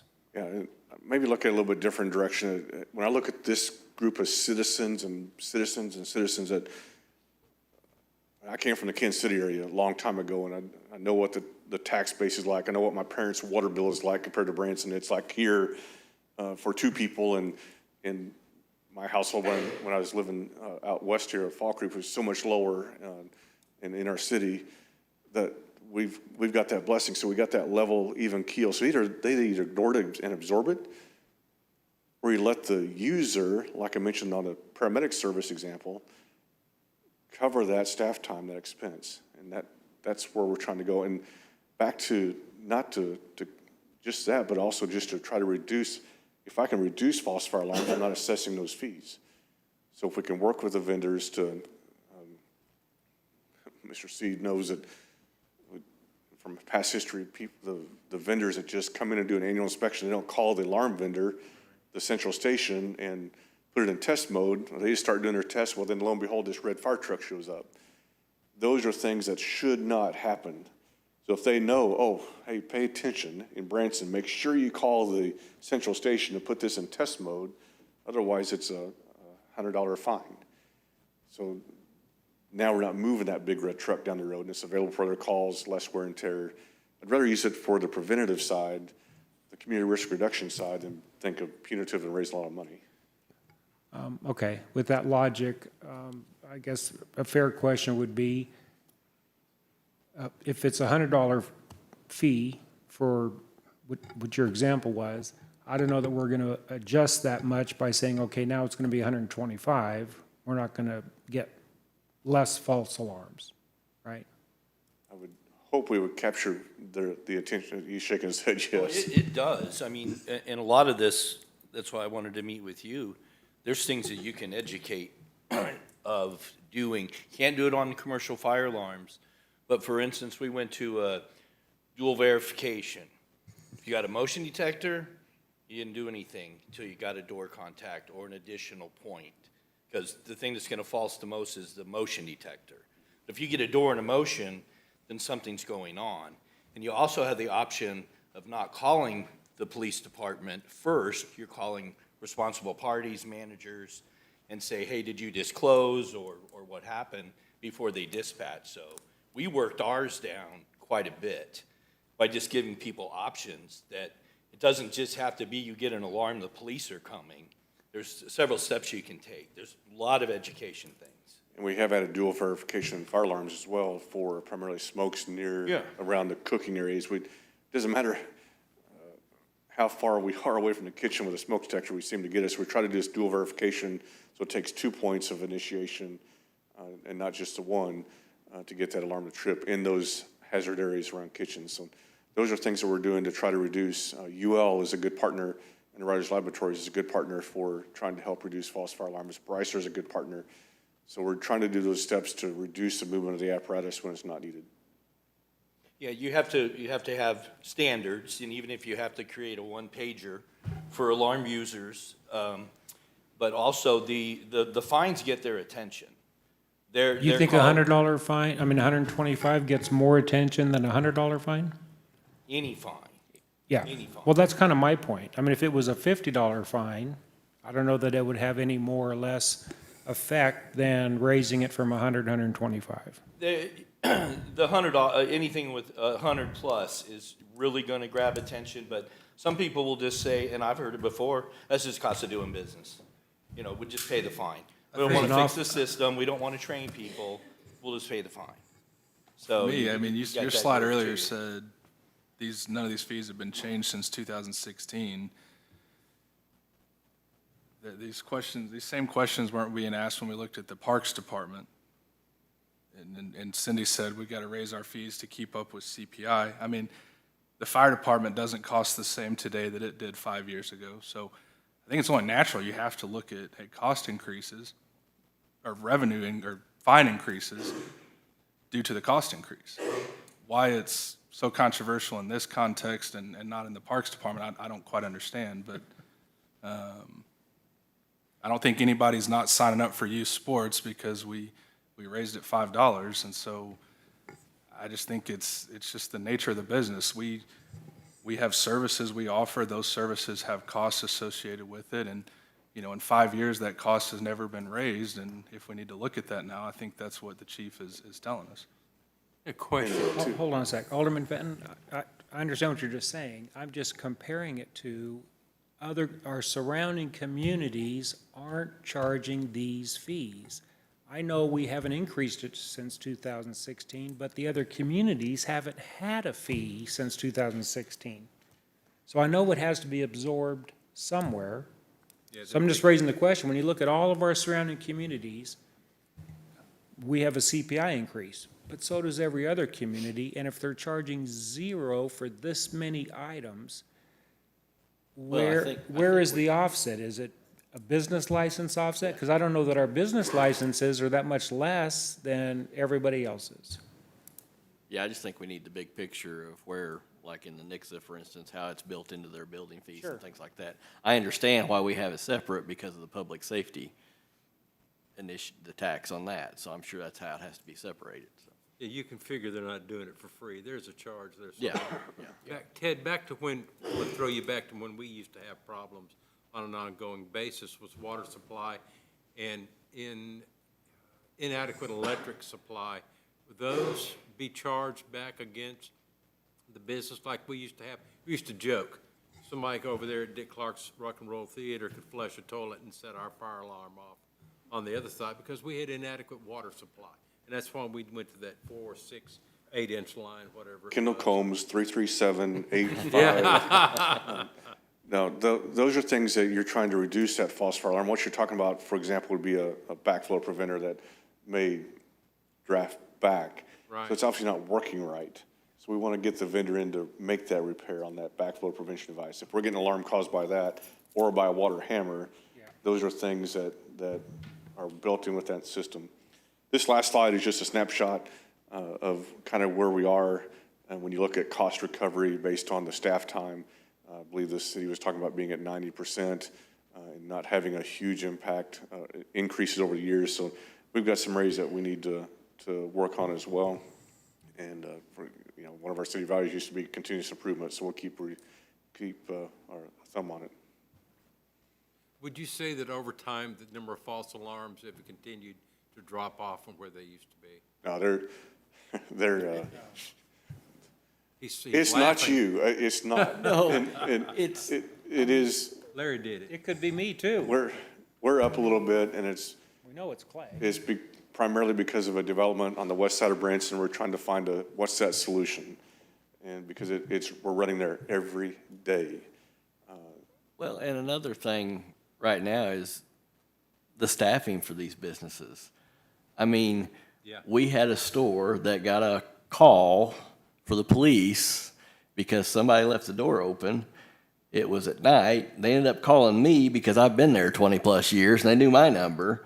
They didn't have the right information on the alarm permit because these places change staffing so frequently and it's hard. And so that's a frustration too, I'm sure, is they go through these names and nobody works there anymore, so.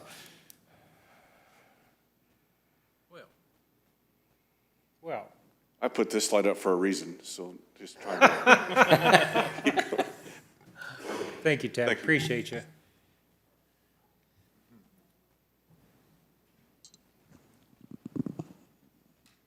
I will be brief because we don't have that many in my department. And so we do business license processing. All right, sorry, hang on. Nope, not mine.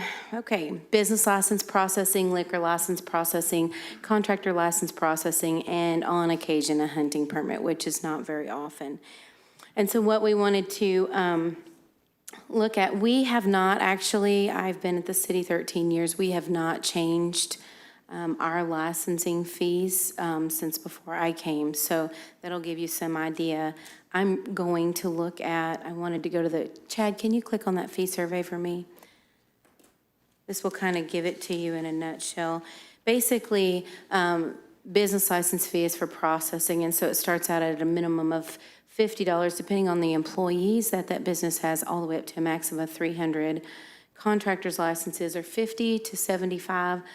Liquor license is 1.5 times the state, and you can see that. That's pretty much flat across all cities.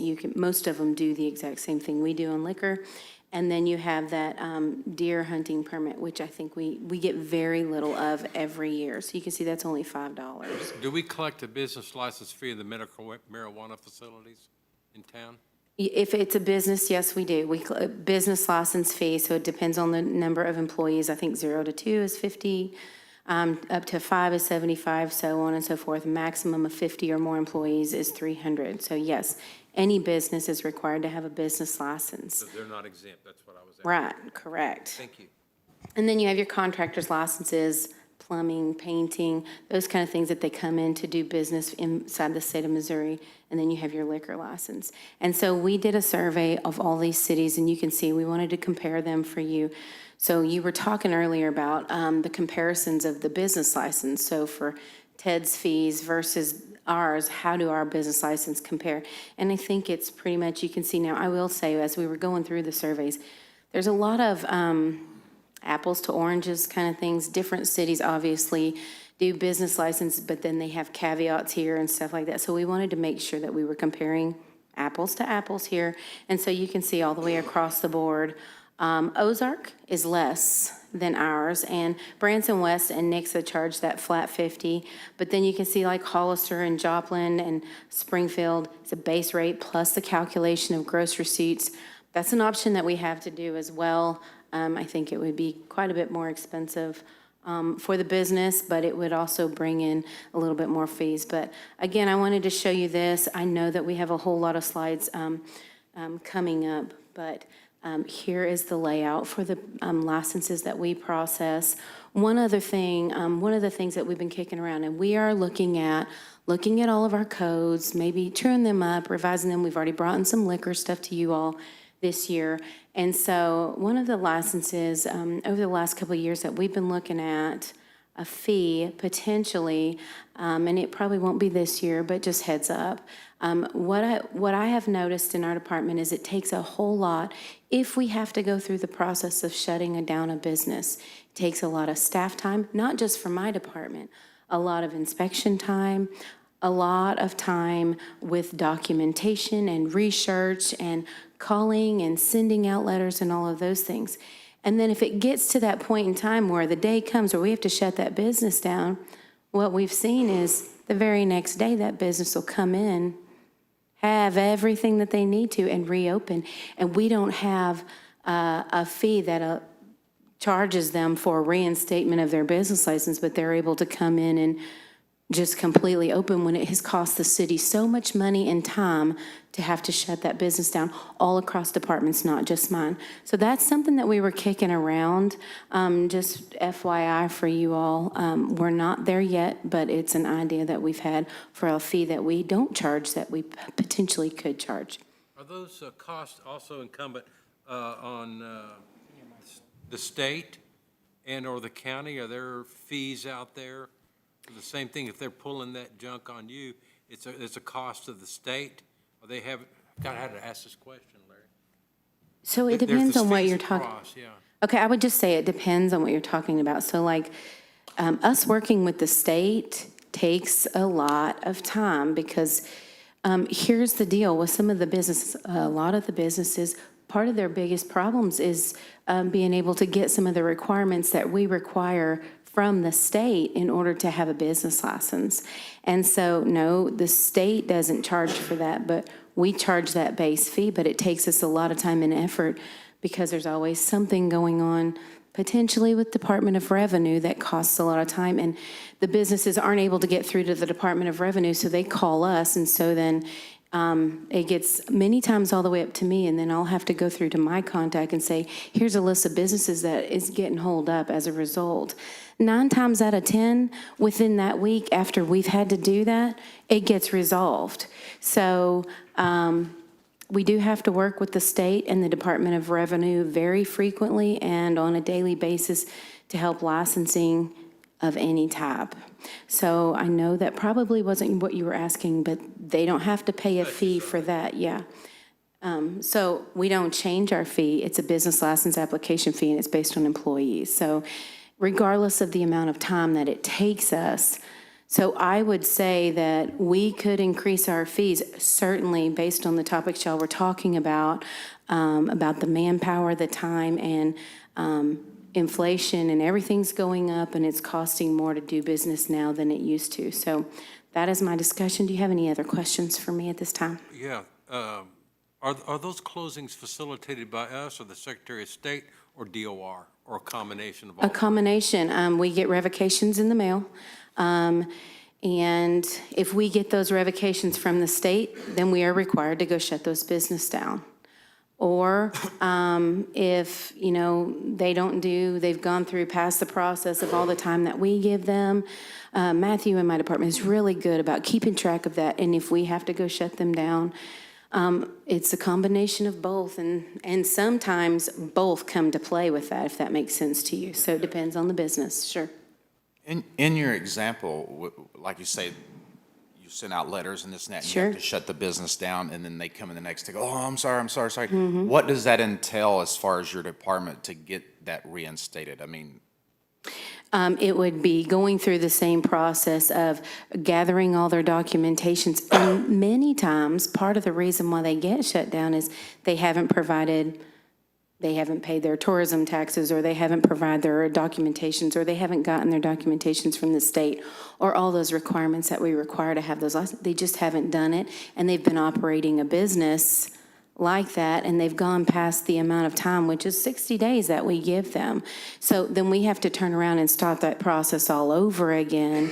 But many times you would be surprised that they come in with all their documentations, sometimes the very next day, sometimes within a couple of days.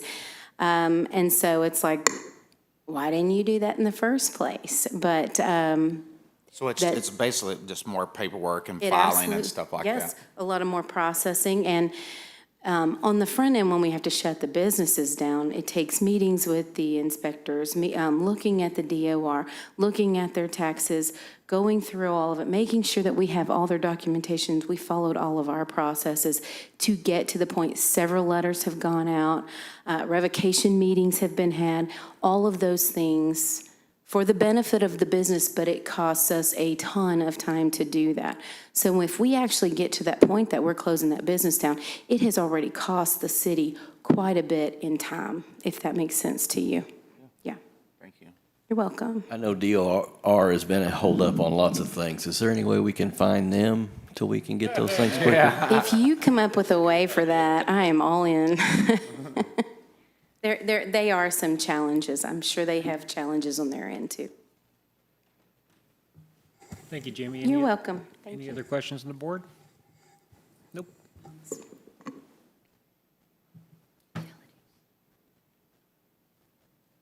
Good afternoon. Is it your birthday? Yes, Where's it that is. button? Well, Oh, happy it is your birthday. Thank you, thank you. Speak to it. I got it in my truck this morning, and I found that ransom note, so my wife wanted me to wear that today, so. Wouldn't it be appropriate for us to sing happy Good boy. birthday? Oh, you don't have to, by all means. If we do, let's let the musical part of the Yeah, Board of go Aldermen ahead, do Bill. that, Kick it so- off, Bill. I've done my time. Whoops. Okay, I've got it figured out now. All right, I'll try to be brief as possible. I got quite a bit of slides, but the Utilities Department, our main responsibilities lie in Chapter 90 of the Municipal Code. So again, that was a list of all of our area topics I'm going to try to cover real quickly today. So customer deposits, pretty standard. What I found is, we've done some revisions. We've done a revision back in 2010. So I'll give you a quick snapshot of where we lay right now with deposits when someone requests service for water or sewer. Here's example cities of our residential deposits, and it's kind of all over the board. Depends on the city itself. So again, it's all that, it's that apples to apples, apples to oranges thing. When you start researching water and sewer fees and charges with other cities, it's very challenging to find two cities that are identical. They base it off their own needs.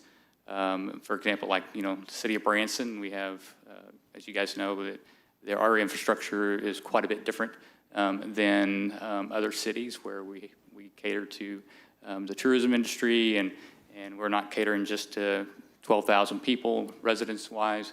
We cater to, 80,000 people a day. So it takes more lift stations, takes more capacity, more pumps and equipment and things. So that's what really causes ours to be a little bit skewed differently. And plus also, we have water treatment plants that are surface water plants. So that's different than pulling groundwater well out, or groundwater out of the ground and serving it to the community, where we have to go through a pretty substantial treatment process, but it's more sustainable for our environment, so in our area. So there's different costs associated with that. Again, here's commercial deposits. It varies based off of water meter size. and some examples again of other cities. We went with a set group of local area. And then in 90-26 is our connection cost. So this is what we charge for connection to the water system. So this is our crew going out and installing a meter, or it could be a fire tap. So we actually charge for material, installation parts, labor, and equipment time. So that's actual cost that we charge the property owner or developer at the time.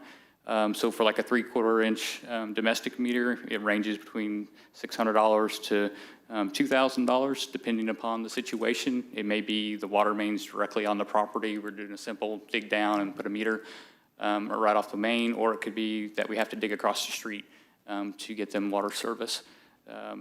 And then 1 inch and larger, the range there is around $1,800 to $4,800, and fire lines are around $1,000 to $2,000 for us to install. So those are actual cost.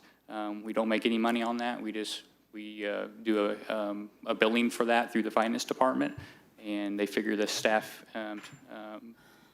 cost, and we give them the hours for our staff and our equipment time and those costs, and then they put it all together in an invoice and send it out. In the past, we charged a flat fee for meters less than 1 inch, a 3/4 inch meter. We found that we was losing money on that, so we upped it in 2006 to $650. And so yet material prices kept on increasing for 3/4 inch size meters. So we, again, in 2013, we just went to the standard actual cost for all across the board for 3/4 inch larger. Question for you on the fire line. Is that your fire suppression line? Like I had 2 of them. Yes. For our building. Yes, correct. That'd be actually digging down, tapping the main, setting the first valve, the main valve, and then the property owner would come and have a contractor connect to that valve. So we just charge for that valve and the tap and what it costs for us to dig down and do My that. question is, why would it cost more for a 1 inch or larger domestic at $4,800? Sort of give us that impression of what drives it up to $4,800 versus that larger fire line. Oh, okay. So 1 inch and larger domestic meters, meter costs are a large portion of that. So a 4-inch meter could cost you around $3,000 for a 4-inch meter. And I would also incur the cost for the fire line as well. So they're both together? So the fire line, we don't meter that. The fire line is just a saddle or a tap. Straight line? Yeah, straight line. We don't actually meter fire suppression water. Okay. Thank you. And again, cost comparison, that's actually pretty comparable to other cities across there. They've all kind of migrated to that actual cost for billings instead of just a blanket flat rate. And then we have our typical water service charges. So again, this is where we recoup our costs for operations and maintenance, and also our small capital, such as pumps, blowers, aerators, electrical equipment that we use in our treatment plants. So this is all rate funded. And so, of course, we have our basic monthly rate, which includes the first 2,000 gallons of water. That's kind of varies too between cities. Some folks will only charge, or they'll charge a base rate and it doesn't include any water up front. So that's above and beyond. Just like electric companies, my electric provider several years ago included a certain amount of kilowatts hours with their base rate, and then they did away with that. So that base rate is a steady set income, revenue that comes in to help us with study out our operation and maintenance revenues. And then again, that also changes with the yearly rate increases. So if we have a rate increase, that base rate fluctuates with that as well. And then so currently, again, this is where we sit with the water usage rate. And again, I'll say that I didn't want to jump in or dive into the whole topic of whether or not we're going to increase water or sewer rates this year for next year anyway. I've got pretty sizable presentation ready for next Thursday to provide you guys more information of where we're at, examples on our rate model as well, where it shows all of our capital needs, our operational needs, and shows where we're going to land at for 2022. So, and here's some quick examples. This is, again, just a handful of cities where we fall into under our residential water usage. So 5,000 gallons. You see the Branson's at the bottom of the list here. And on the commercial side, for 2-inch meter, we fall kind of in the middle to the upper middle there. Again, these are just a handful of cities. We actually survey 86 cities yearly. So we have a pretty substantial list that we go through yearly. So you'll get to see that next Tuesday or next Thursday as well. When we see that, Jamie, would you be able to provide some assistance? I know I sound like a broken record. I can't help myself. Our water and sewer rates was part of the discussion when the city passed the tourism tax. Part of getting the community to buy into that was they were told they will be paying extra taxes, but it will be used to offset their water and sewer bills.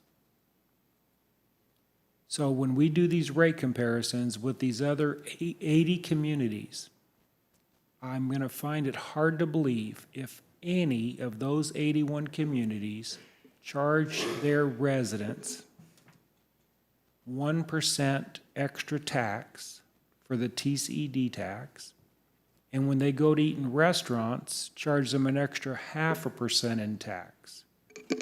Our residents and our businesses, when they go to a restaurant to eat, they will pay a 0.5% tax more than these other 80 communities. When our residents go to the store and buy a bicycle, they're going to pay 1% more in tax than these other 80 communities. The reason every time I see this chart that says, look how ridiculously low our water and sewer rates are, I think it's only fair to offset it with, look how much more our residents are forced to pay because of these additional taxes that these other communities don't pay. Is that a question? Do you want me to put that into a question? Okay. So, Not a motion. well, Where's Lisa? I was just thinking, well, one of the things I want to say is retail, I would say all cities charge a retail sales tax. So if the bicycle, and I know that's petty, but I wanted to just let you know that retail, you're going to have a general sales tax probably in any city you look at. So, but tourism tax, so you got the 4% on amusement, the 0.5% on the restaurant. So what I would say to that is, are those specific cities tourism generated? Are they tourism generated? And do they have the same position that we have? So we have residents, 12,000 people, give or take, and we operate on an 80 to 100,000 people, thankfully, because we are a high generated tourism city, which is good for us. So what I would say is, the bulk of that tourism is paid for by the tourists, but we have to keep the infrastructure that operates on the amount of people that are coming. So that's 100,000 people in comparison to your 12,000. So if we do apples to apples, those tourism cities, then they're going to have the same problem we do. And I think if you can look at, and maybe we can do this before the special meeting, just kind of glaze at Myrtle Beach and those kind of places that are similar in nature to ours. But you have that tourism tax, and the intent for that tourism tax is because we have to increase our infrastructure and our capital because of that tourism. And so the tourists pay for that. Our residents pay for, yes, when they go to the restaurant, they have to pay the 0.5 cent. Okay, but do they always frequent and visit all the extra amusements? Maybe, maybe not, but we know that's what the tourists are here for, and a bulk of that is paid for by them. That's what I would say to that. I was referring to the TCED tax is an additional 1% on top of our general revenue tax. Okay, So any resident that goes and buys anything in the store, they're paying 1% more. Now, I know the intent is that the tourist will pay the bulk of that. That was the whole design. yeah, sure, that's it. So the tourists do pay the bulk, but the bottom line is the residents are forced to pay that also. I would say this chart would be accurate if we could give all of our residents a card. So when they go to retail, they're not charged the extra 1%. And when they go to a restaurant, they're not charged the extra 0.5%. Then this would be apples to apples. But until we can balance what our residents are currently paying more than every one of these 80 cities, this is not fair. If you just look at this with no history, you would say, oh my gosh, look how low our water and sewer rate. They're ridiculously low. I used to live in Timbuktu, and man, my rates were $1,000, and look at how low these rates are. I'm going to tell you, I've never felt this chart is apples to apples. So have you, I don't know if you live in Public Water District number 3. Some of you may. And if you look at those rates and compared to our rates, I would think might be a different story there, because Public Water District number 3, their rates are very high in comparison to what we charge. Very high. And so I would say the reason why we're able to keep our rates so low, even though we operate on a capacity of 100 and sometimes more 1,000 people, is because of that tourism tax. That's right. Because of that. So I would say blessings to Branson, because we have that tourism tax. Our residents only have to pay a lot smaller fee than some of the other cities that don't have that opportunity. And I'm saying the exact same thing. Yeah. I just don't want to independently look at this and say, wow, Hollister and Nixa and Republic and Branson West, they all pay more than us. I mean, excuse me, we pay, yeah, their residents pay more than our residents. You could go through these 80 cities, and I don't know if you would, I don't think it'd be realistic to say, when we're looking at 80 other cities, to include a Myrtle Beach or a Pigeon Forge. I mean, I don't know if that would be. We would have to look at like Fair cities. exercise, yeah. But it's an extra 1% on everything they purchase and a 0.5% on restaurants. Well, And if they go to Wendy's, they're gonna pay more every time they get a burger at Wendy's than they pay for the Wendy's in Hollister, Nixa, Republic, Branson West. Well, I mean, I think if you want to go at that route, we would look at those other tourism destinations. But keep in mind, some of these other cities, they charge a capital tax. We do not. They charge a parks and rec tax or a stormwater tax. We do not. So if you really want to keep it apples to apples, you got to look at that balancing to show, okay, what do they charge that we don't? And vice versa. Yeah. It'll take some time. It probably won't be ready by next Friday. Yeah. But the idea behind it is, yay for Branson to be able to charge that low of rates, because we have that tourism tax to take the burden off of our residents and to put it on the tourists, because the tourists don't care. They don't come here to That's worry about exactly taxes. where I want us to focus. What I'm trying to head off is, look how low our rates are. We have room to increase it based on these other communities, and unless we're comparing apples to apples, I'll keep repeating my story. Yeah, I mean, we can do that project. It'll just take us a little bit of time. Okay? Thank you. You're And Mr. Mayor, I'll just go back to your bicycle too. Our residents in this city limits will pay 3 different prices. They'll be at Branson Hills where there's a different tax. They'll buy it at the landing at a different tax, and they'll buy it on the middle of 76 at a different tax, so. Yeah. And all those taxes are going to be higher than these other communities. Because Stan says no. No, I mean, a lot of these other communities have like a parks tax and things like that. And they'll have different varieties. It's just how it all blends together. And also, one more thing. I know you didn't want to hear from me again, but property tax in Branson is also pretty low compared to. So one of the things that we're going to do, in that project that we're going to create after the budget presentation, hopefully.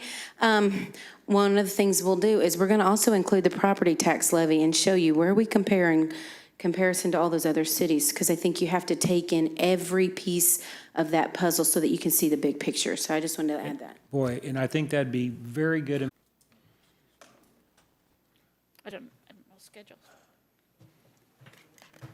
Well, couldn't we just postpone this meeting and then We can- don't want to postpone this meeting. We just need to end this meeting and then Let's- reschedule it So and why don't start we back end up. this meeting, and then we'll just set up a time convenient for everybody to, So are have you a- looking at what, next week? You have a Tuesday meeting and a Thursday meeting next week already. We have a regular board meeting the 28th, and on the 30th, there's the special budget meeting, joint budget and capital and Board of Aldermen meeting starting at noon on Thursday. I'm sure it's on everybody's calendar.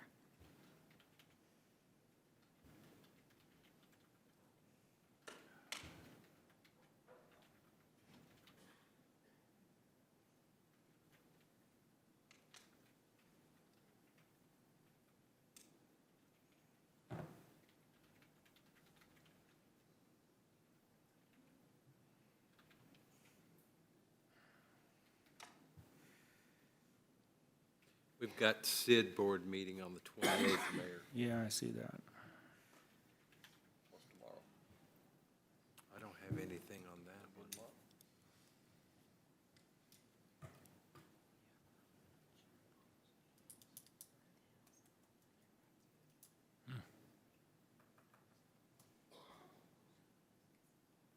I don't see it.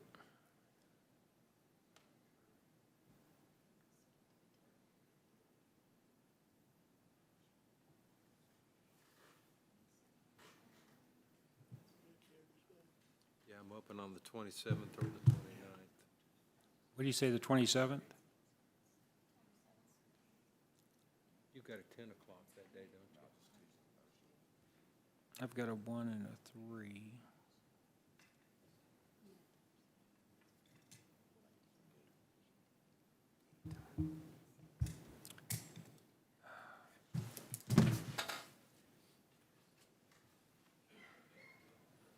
Does anybody have any time available on Wednesday, September 29th?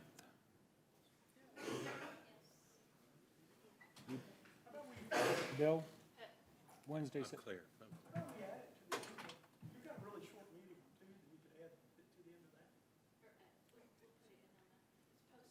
we have a short meeting? You talking about going into the evening further? No wonder you did it. Good thinking, good thinking. Good suggestion. You want to put it on the end of our Board of Aldermen meeting Tuesday? End of Board of meeting Tuesday? Okay, so we're gonna, so Bill, make the motion that we're gonna Yes. No, we're gonna cancel this meeting. No, we just need to adjourn this meeting, and your city administrator will add an item to Oh. the meeting on Okay. Tuesday, which will pick this up. Thank you, everybody in the room. Thank you, everybody on the board. Thank our staff. This Thank you, meeting, electric company. Happy birthday, because now you don't have to do this until Tuesday night, so. we're adjourned. Make a motion, yeah, I'll make a motion to. Second. End the meeting. Ted, could you hold just a minute? All in favor? All in All in favor? Aye. Opposed? Thank Oh, you. same sign.